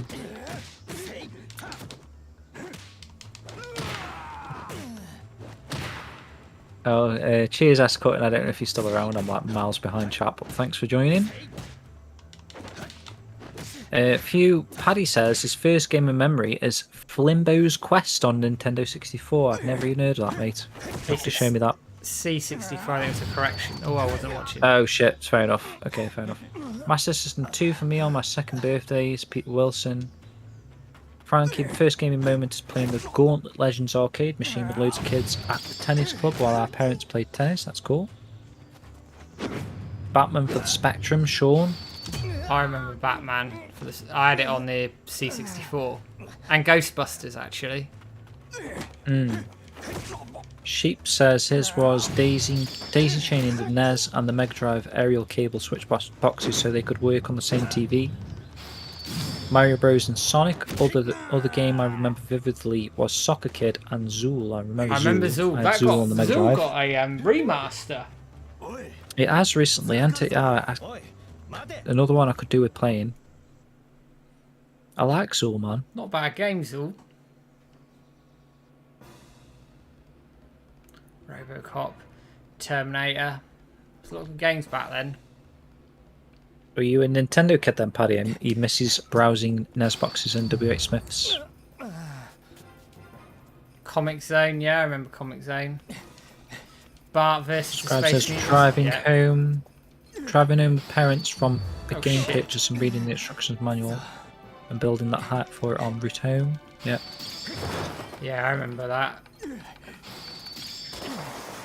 Christ. It is crazy, isn't it? Just looking at the front of a game and picking it up, buying it, just based on the front cover. I did that with so much stuff back in the day. There was one game, that the front cover made me buy twice, or at least rent from a Blockbuster twice, even though I knew the first time I hated it. But something about the front cover, and it was a game called Megalomania, right, for the Mega Drive. I hadn't got a clue what the fuck I was doing in the game. I think we rented it the first time based on the front cover. The front cover's like this. It's like a head, but it's like really bright, vibrant, crazy looking digital messed up head. Megalomania. Let me search that up now. Megalomania. While you're searching that, I'm looking at the chat again. Zool Remastered, what it was Sumo Digital. Secret Mode is sort of their little internal arm that did published it. In fact, Richard Cartledge, do you remember Clockwork Knight? Yes, I do remember Clockwork Knight. Clockwork Knight's sick, yeah. Yeah, look at that, Matt. If you can check the chat, hang on, I'm going to put this image in the chat. That front cover as a kid, something about that was like, oh my god, this game looks sick. And then I played the game and it was like dog shit. It was like some sort of strategy, place people down, and I honestly, as a kid, I didn't know what the fuck I was doing. But the cover was so unique, and we returned it, and then maybe a year later I saw the cover again. I was like, oh my god, this game, there must be something about this game that's worth playing it. Because the cover, we were just basing stuff off covers.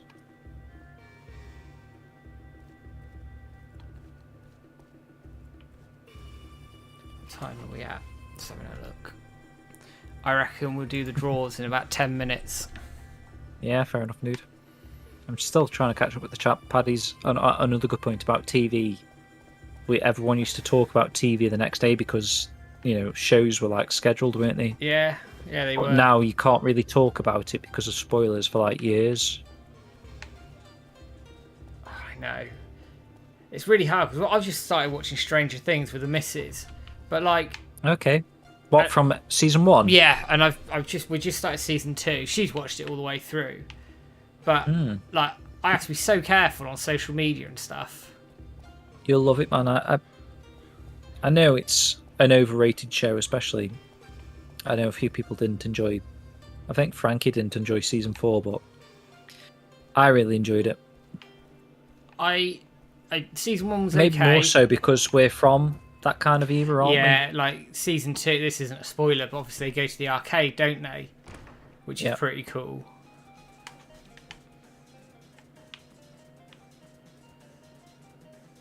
Yeah, Sheep says, went on a Steam train 3 weeks ago with Paw Patrol, mate. What do you mean? Get jealous. Okay. Where's that? Because my daughter would love that.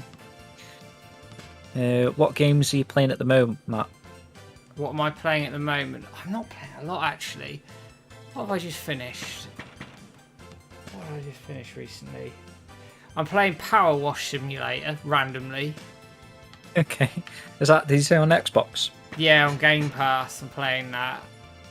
I've just finished the Sonic Origins stuff. Mm-hmm.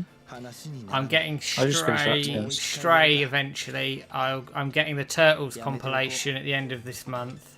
Oh, dude, that's gonna be good. That looks really, and Let's it's all play that online again, man. All online and everything. And I did finish Shredder's Revenge on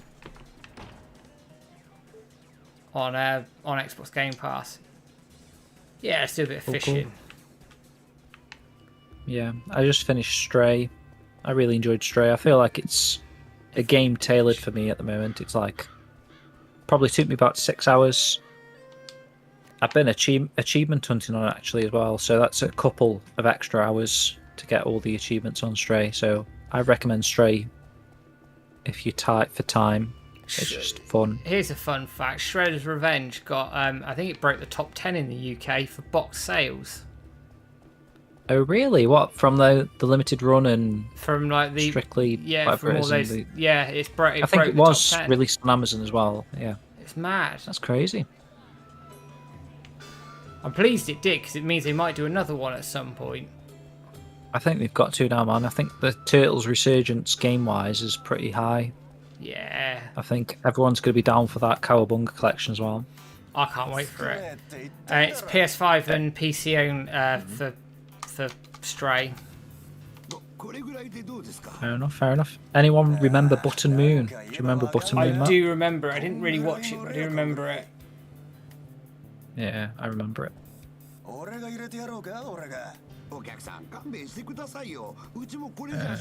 through some of these comments now. Yeah, I didn't know the Zool remaster was by Shenmue Digital.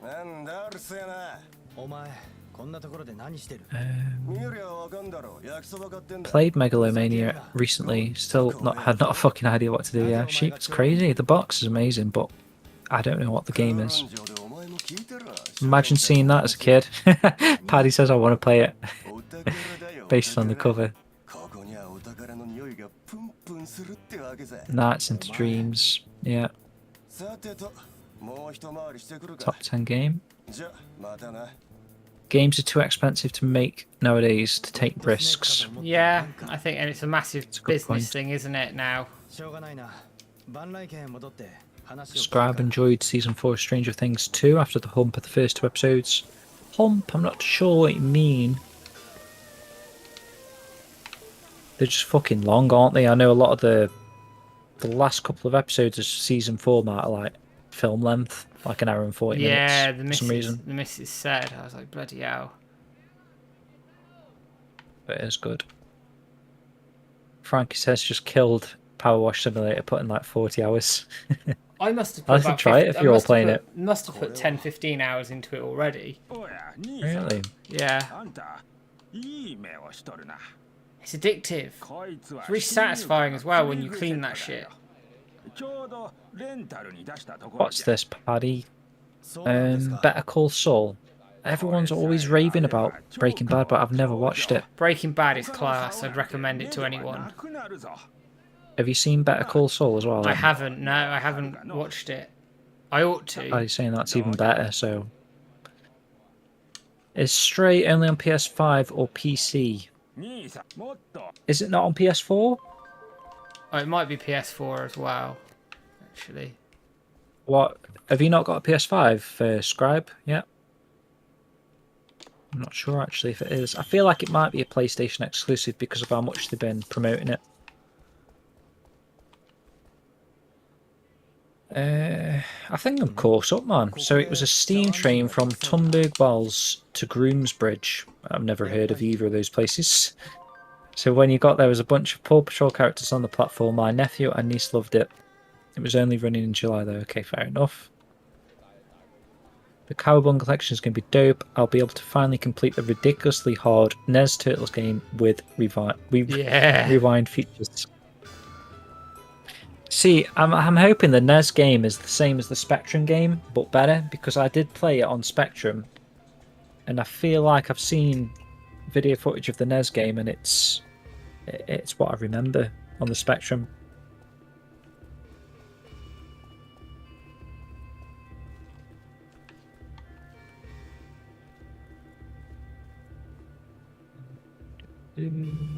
Alright, let's see if I can get to the next stage, do a little bit of fishing. And then we'll do the Love draw. Prison Break back in the day. God, Prison I love Break. 24 as well. I went through like a 24 phase. Didn't they bring that back, or am I making that up? You might be making that up, to be honest. I thought they were talking about it. I could be making it up though. I know they were like non-stop. They did season 1, 2, I think all the way up to 7, and then they did a movie, and I don't know. The first season for me of 24 was like the best. Whether it was because of the uniqueness of the show being a 24-hour day thing, and there was like different stories going on. The first season was good, and then the second season they kind of they kept repeating the same storyline, so it was a bit repetitive. That's what I did, Sheep. I did the PlayStation Plus, like the second tier kind of thing, and got Stray for free, so I played through that.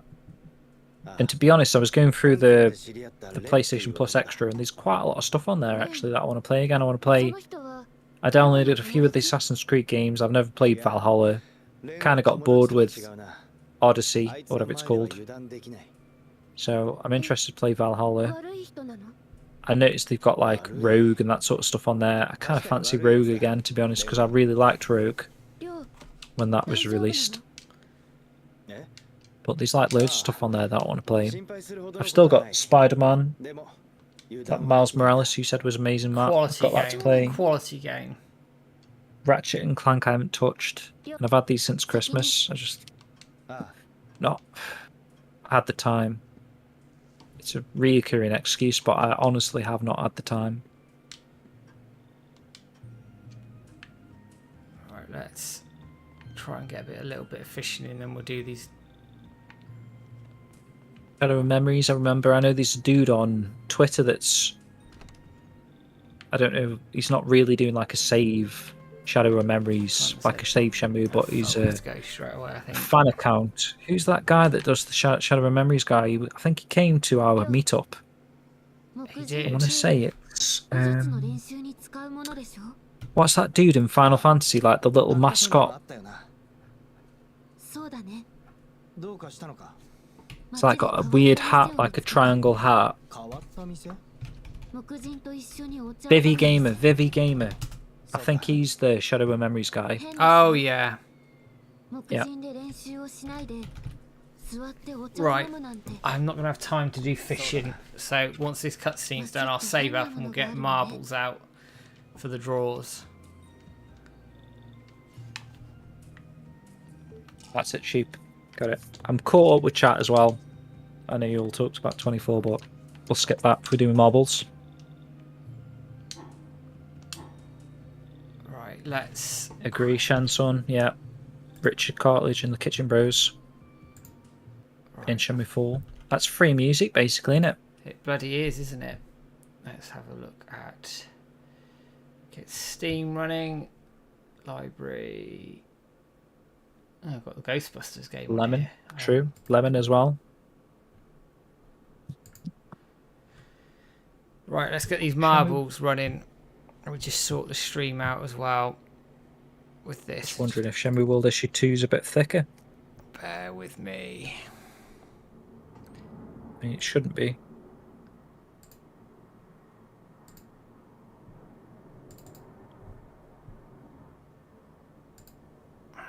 Spying going there. There we go. That's pretty cool, isn't it, guys? Looks good. Let's go race. Settings. That's from last time. Now hopefully I can just drop this straight in from a Word document.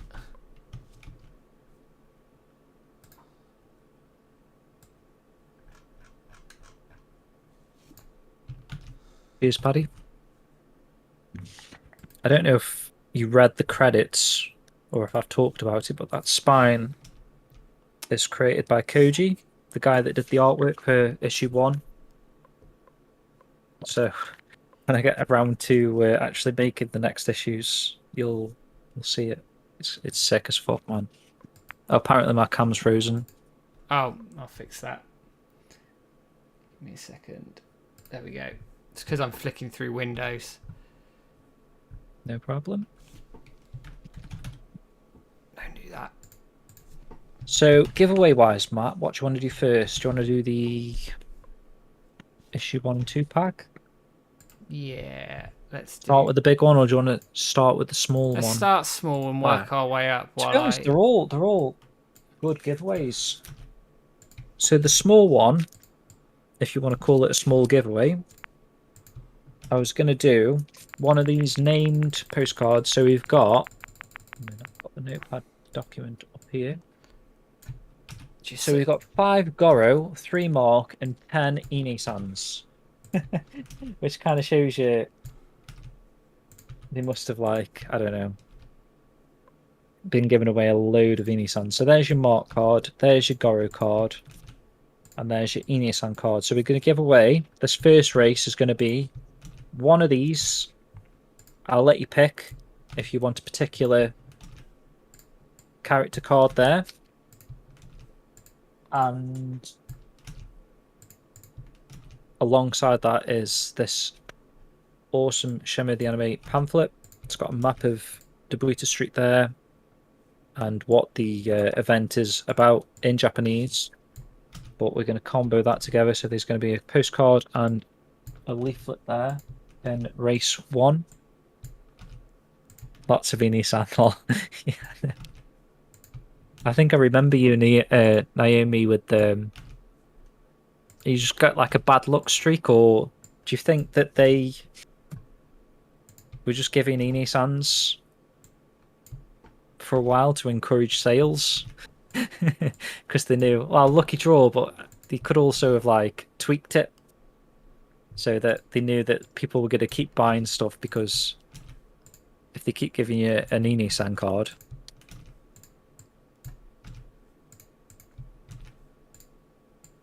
all that, yeah. Frankie says like they didn't shuffle them. So they had like all the Ine-sans and then all the next character and then all the next character and possibly. Got a lot of entries for this, you know. Good stuff, man. I never did read through the viewer list, Matt, but have you got it? You seem to have every... Honestly, Matt, with your... I don't know how you do everything. Your multitasking is insane. Blame my job. I spend half my life multitasking. Yeah. Right. We are near. Too late to enter, Paddy says. Yeah, too late, Paddy. We're nearly there now, in fairness. There, you're in. You're in, buddy. Yeah, he's on the list. Paddy's on the list. That's how many entries we got in a minute. I think that's the best attitude, Frankie. There's a guy I've spotted on TikTok occasionally pops up, and he just says like, just don't do any work. Do whatever you can to like do the least amount of work that you can throughout the day because you get paid the same as everyone else. Just do whatever you can to do the least amount of work. It's like a motive. Not a motive. What's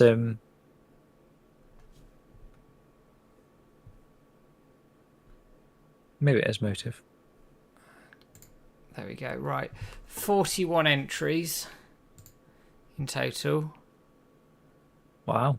So there's quite a bunch of entries in there. We'll do standard race. I'm just going to choose shit at random. I've got to try and remember the controls for this a little bit as well. We'll go with off the rails because that looks fun. It'll be a simulation. Abdullah's about to win. Is he? I don't even think he's in the chat, so if he wins. Mantra. Could be Silver. Right. Where's the start? I do this a lot, man. I'd like... I forget the word that I'm trying to say, and even if that is the word that I was trying to say, I still don't believe it's the right word. Where is it?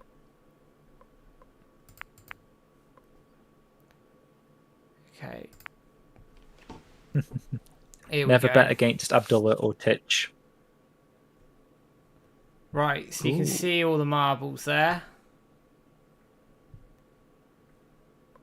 Glad someone enjoys it, Frankie. Ah, there we go. Who'd have thought I'm like trying to learn Japanese when I can't even get my English right?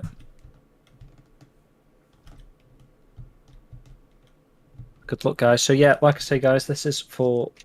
I'll let you pick a Goro, a Mark, or an Ine-san card. I don't know if I was frozen when I was holding these up. But these are the 3 cards. Pick which one you want, and we'll give you a Shenmue the Anime pamphlet as well. This particular version. Well, I tell you what, this is quite a tight race here. There's your thumbnail.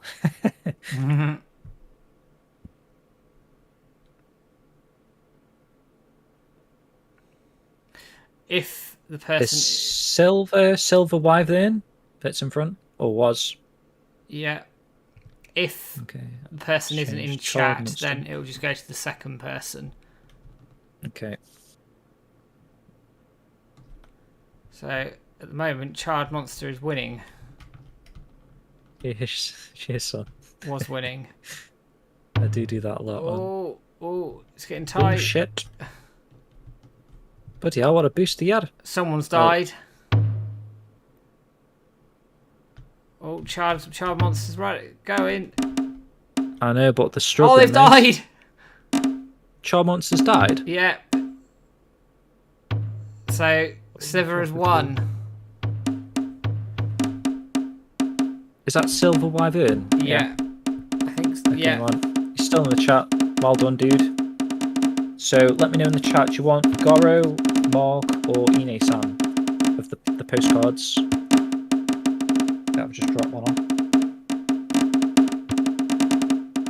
And then if you can, you're probably best to like DM me on Twitter or something, Silver? Silver Wyvern, yeah. If you can DM me on Twitter, and I'll get you like address details or whatever, and we'll send those off to you. Were you second, were you, Sheep? Yeah.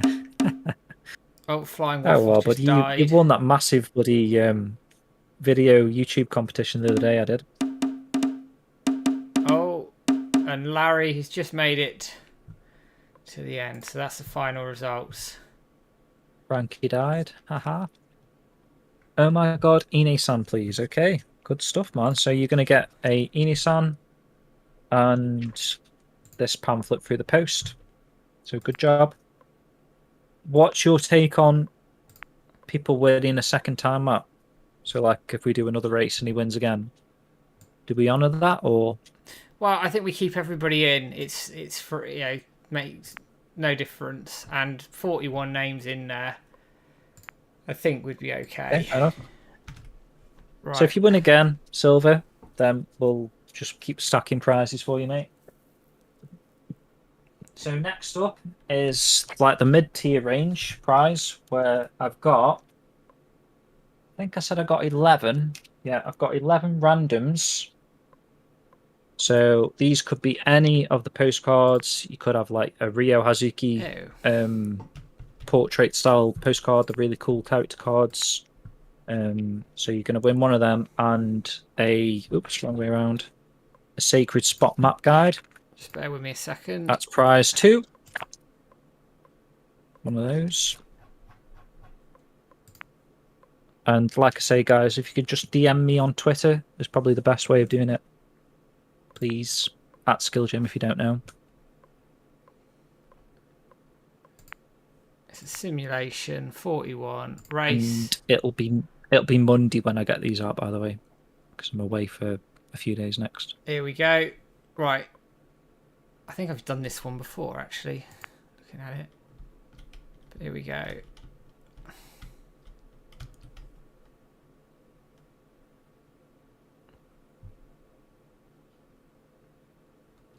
Ectoplasm is the current early leader. Good fella Larry's now overtaken that. Stakes are high here.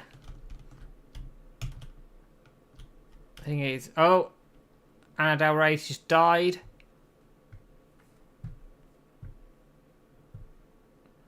Oh, what's happening here? Right down. Ine-san. Okay. Oh, Larry stopped. But Sheep's now overtaken. What he's doing, but he's going up. He's going up. It is like next level lucky hit, isn't it? It is a bit. You always start on that. I'm going to follow this. Oh. Sheep in the lead. Silver's in the lead again. Briefly. Was in the lead. Oh, Kid Presentables now. Oh no, Mike Game is now taking it. Sheep's coming up from behind. Oh, it's getting tight. It's like horse racing. Probably not the best race in their map. Well, probably not. Sheep but... coming up behind. Aaron's in the chat. Long live the dojo. We'll have to get him in the third race now. Yeah, we'll get you added. Stick around, Aaron. Oh my god, this is getting tight. Fucking hell, ship's flying. Is he? He's about to win. I think he's won. Oh no! Oh no! Oh my god! He just shot him off. Did he die? Yeah. Dalvec 1986. Are you still in the chat, Dalvec? He got absolutely wrecked. Oh dear. Fuck's sake. Was that like right the last bloody? Yeah, it was literally the last bit. Holes. Someone else Dalvec's not here apparently. Someone else to Frankie. So it goes to second. Lightwing Dragon, are you still here? Is that on YouTube? Was it Lightwing Dragon? It was Twitch. Twitch doesn't seem to be in the chat from viewer list my end, but someone else has just been killed. These people need to hang around because they miss out on prizes. If not, it's Frankie. And what did you say, Frankie? I'm gonna miss something. You said if I win, then second can have it because I have the full set already. We're going down to fourth then. Are you sure? So we're looking at bloody hell, Sheep. You could still win here, mate. Dead. Who's fourth? Cal Colinho, are you here? Why do people leave? It's awesome that you got a full set, by the way, Frankie. Cal Cuno, is that guy in here? It's getting to the point where I'm going to have to rerun the bloody race. Do we just keep running down until someone's here? Let's go. Facundo, are you here?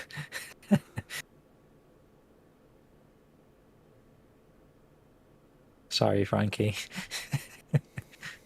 I do read every comment. Apart from that one that you're talking about right now. Daily video games. Film dude was here. did see film, dude. You still here?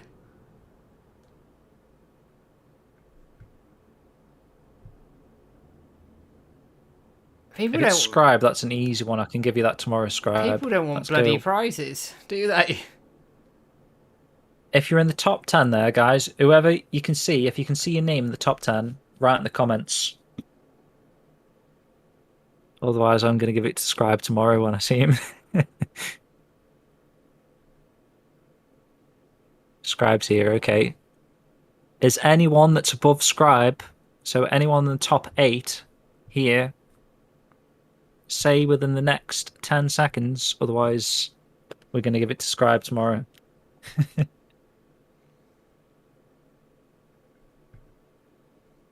Aguero's in the chat, but he's not saying anything.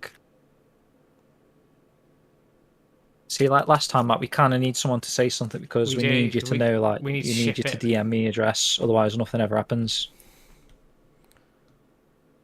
3. I'm going to count to 10, and if not, we'll give it to Scribe tomorrow, okay? Yeah. So 10, 9, 8, 7, 6, 5, 4, 3, 2, 1.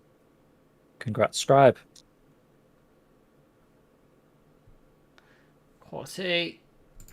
I'll There you go. add a couple of people in. Give me a number from 1 to 11, Scribe, and I'll count, and you can have that card, yeah? I won't check what it is or anything.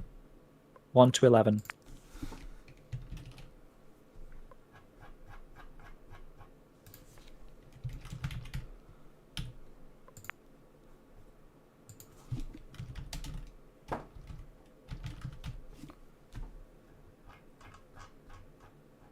I might take some people out who haven't responded as well. I can't obviously get to everybody, but... Yeah, Bruce Wayne. Number 9.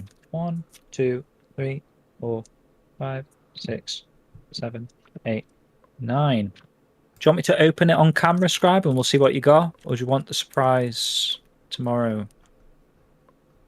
Your call.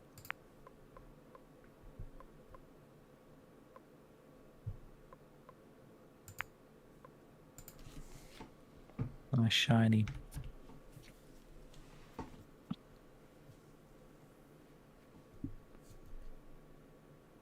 Right. Are you saying yes, open it? Okie dokie.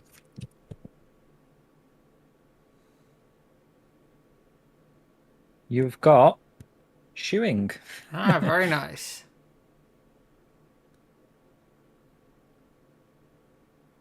And a sacred spot guide. Excellent. What Very good. do we have next?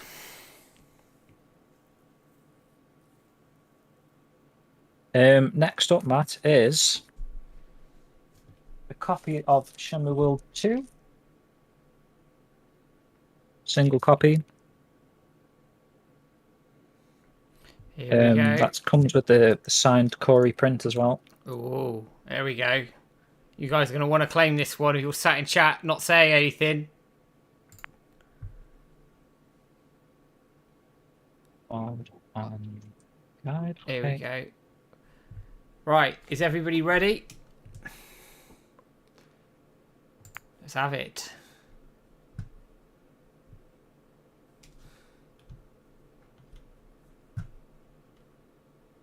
The Scribe is in the lead early.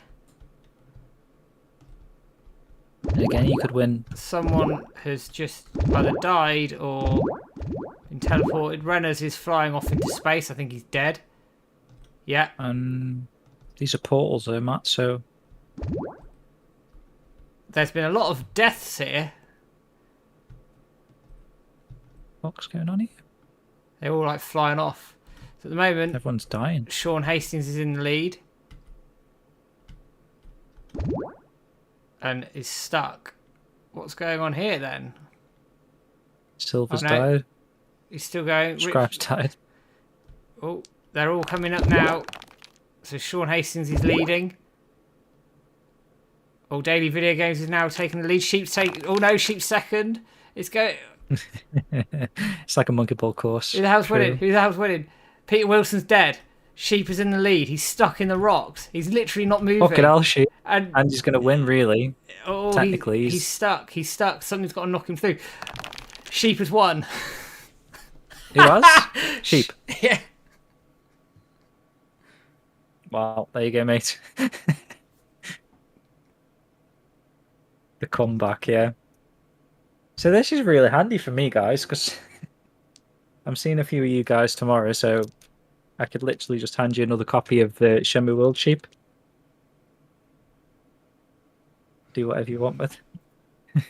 There we go. Well done. Congrats, man. So at least you did win something, Look at Sheep. the amount of deaths. Look. Look at all the did not finish. Okay, so there's only like 10. Yeah. Right. Okay, so last race map. Last one. Both. Oh shit! Double pack of Shenmue, issue 1 and 2. It's actually really cool that we can give these away, to be honest. Yeah. So It's fitting. what's quite becoming a rare item now, Shenmue World Issue 1. Complete, signed by Eric Calso. Here we go. And this is called the Dojo, so it's quite apt. Very good, very good.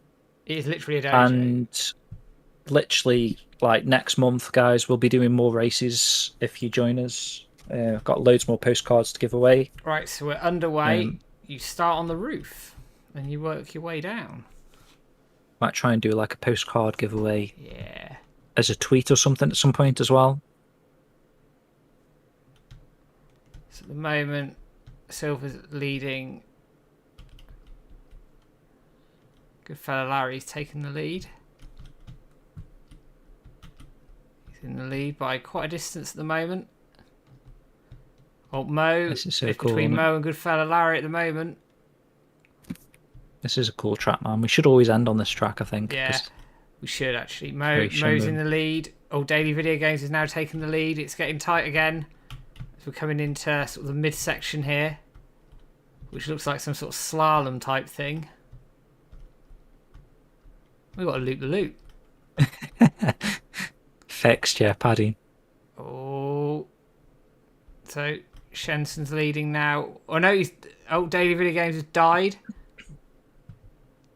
Sean has died, Mo has died, Scribe's leading with S Cutting just behind, who I know isn't in chat because he left earlier. Scribe's winning. Whoa, good stuff, man.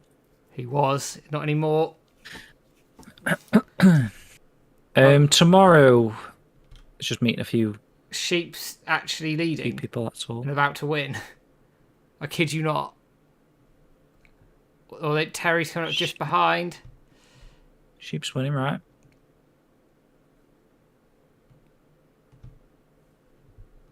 Although he's just been held up.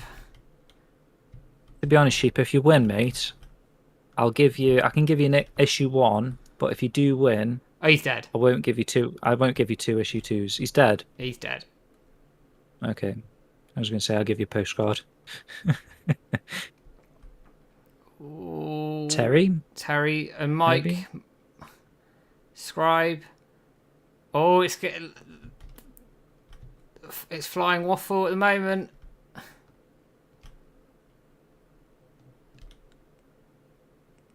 Flying waffle. If wins. Okay, are you still in the chat, Are Flying you Waffle? still in chat? Let me know. I don't actually know who Flying Waffle is, whether or not he's backed these magazines, but if not, you're getting a copy both. Not on Twitch. Not on Twitch, apparently. And then if you don't reply, then it'll go to Terry. Terry is in the chat, so...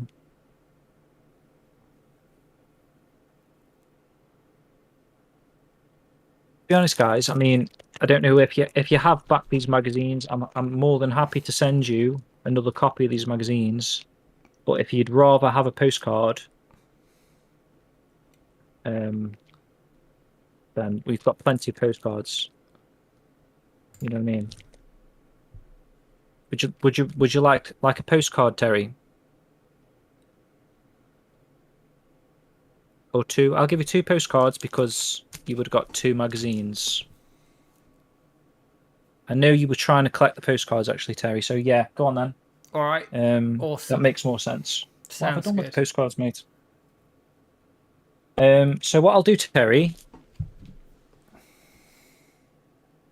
let me give you the option of one of the named cards, and then I'll send you a random card, okay? So, depending on what you need, do you want a Mark, an Ini-san, or a Goro? So there's your Mark. There's your Goro. And there's your Ini-san. Oops. Where have I put Ini-san? Oh, someone's won Ini-san, haven't they? Goro. Okay, got you. Excellent. So I'll send you a Goro and a random, yeah?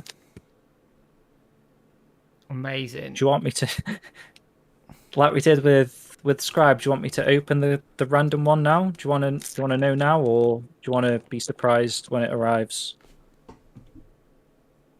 Let me know.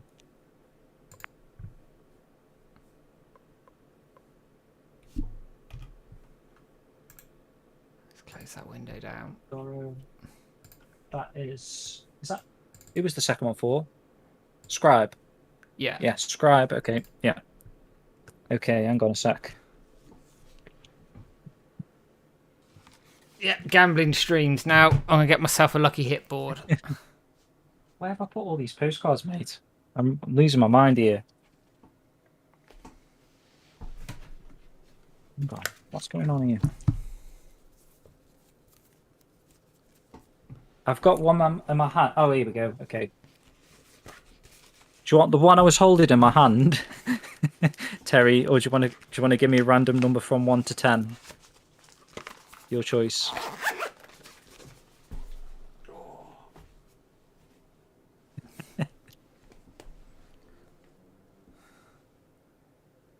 Four.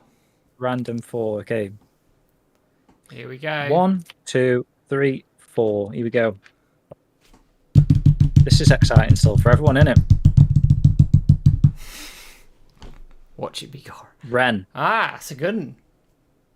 Is that all right? That's a good Happy one. with that, Terry? Get in. There Very we go. good. So Excellent. a Ren and a Goro, yeah? Superb. You can buy the postcards if you go on buy.jp. You can find them on there. They're popping up on eBay UK as well. So do keep an eye out for them. They are quite expensive. Like bloody couple of £100 or something. About 15 quid a pop, I think they are. Ridiculous. Oh, okay. Maybe if you were like a big fan collector, or like you need the odd one. That's something I'd probably do. Yeah. But there we go. Good stuff, guys. Guys, we're going to draw that to a close tonight. Thank you, everybody, for dropping in on a very muggy and warm Thursday night. Obviously, if any Shenmue news breaks, James and I will be back. We are due to record a podcast on Tuesday, which will be sort of a drop-in podcast, catch up on how things have been going, and a few other bits and pieces we're going to be doing as well. An unboxing should be coming from me when this anime soundtrack turns up. Fingers crossed it's sort of the not too distant future. And there will be some other bits and pieces that we're working on across the next week or so, especially with the anime soundtrack. I've got something that I'm working on, which hopefully I can release the back end of next week. But guys, take care of yourselves. Have a good weekend. Thank you as always for dropping in. Don't forget to drop us a like, share, subscribe, YouTube, Twitch. You know exactly where we are. And James and I will be back on the 4th of next month, if not sooner, depending on what happens with the Shenmue news. But for now, take care. Have a good evening. And we'll see you soon. Guys. "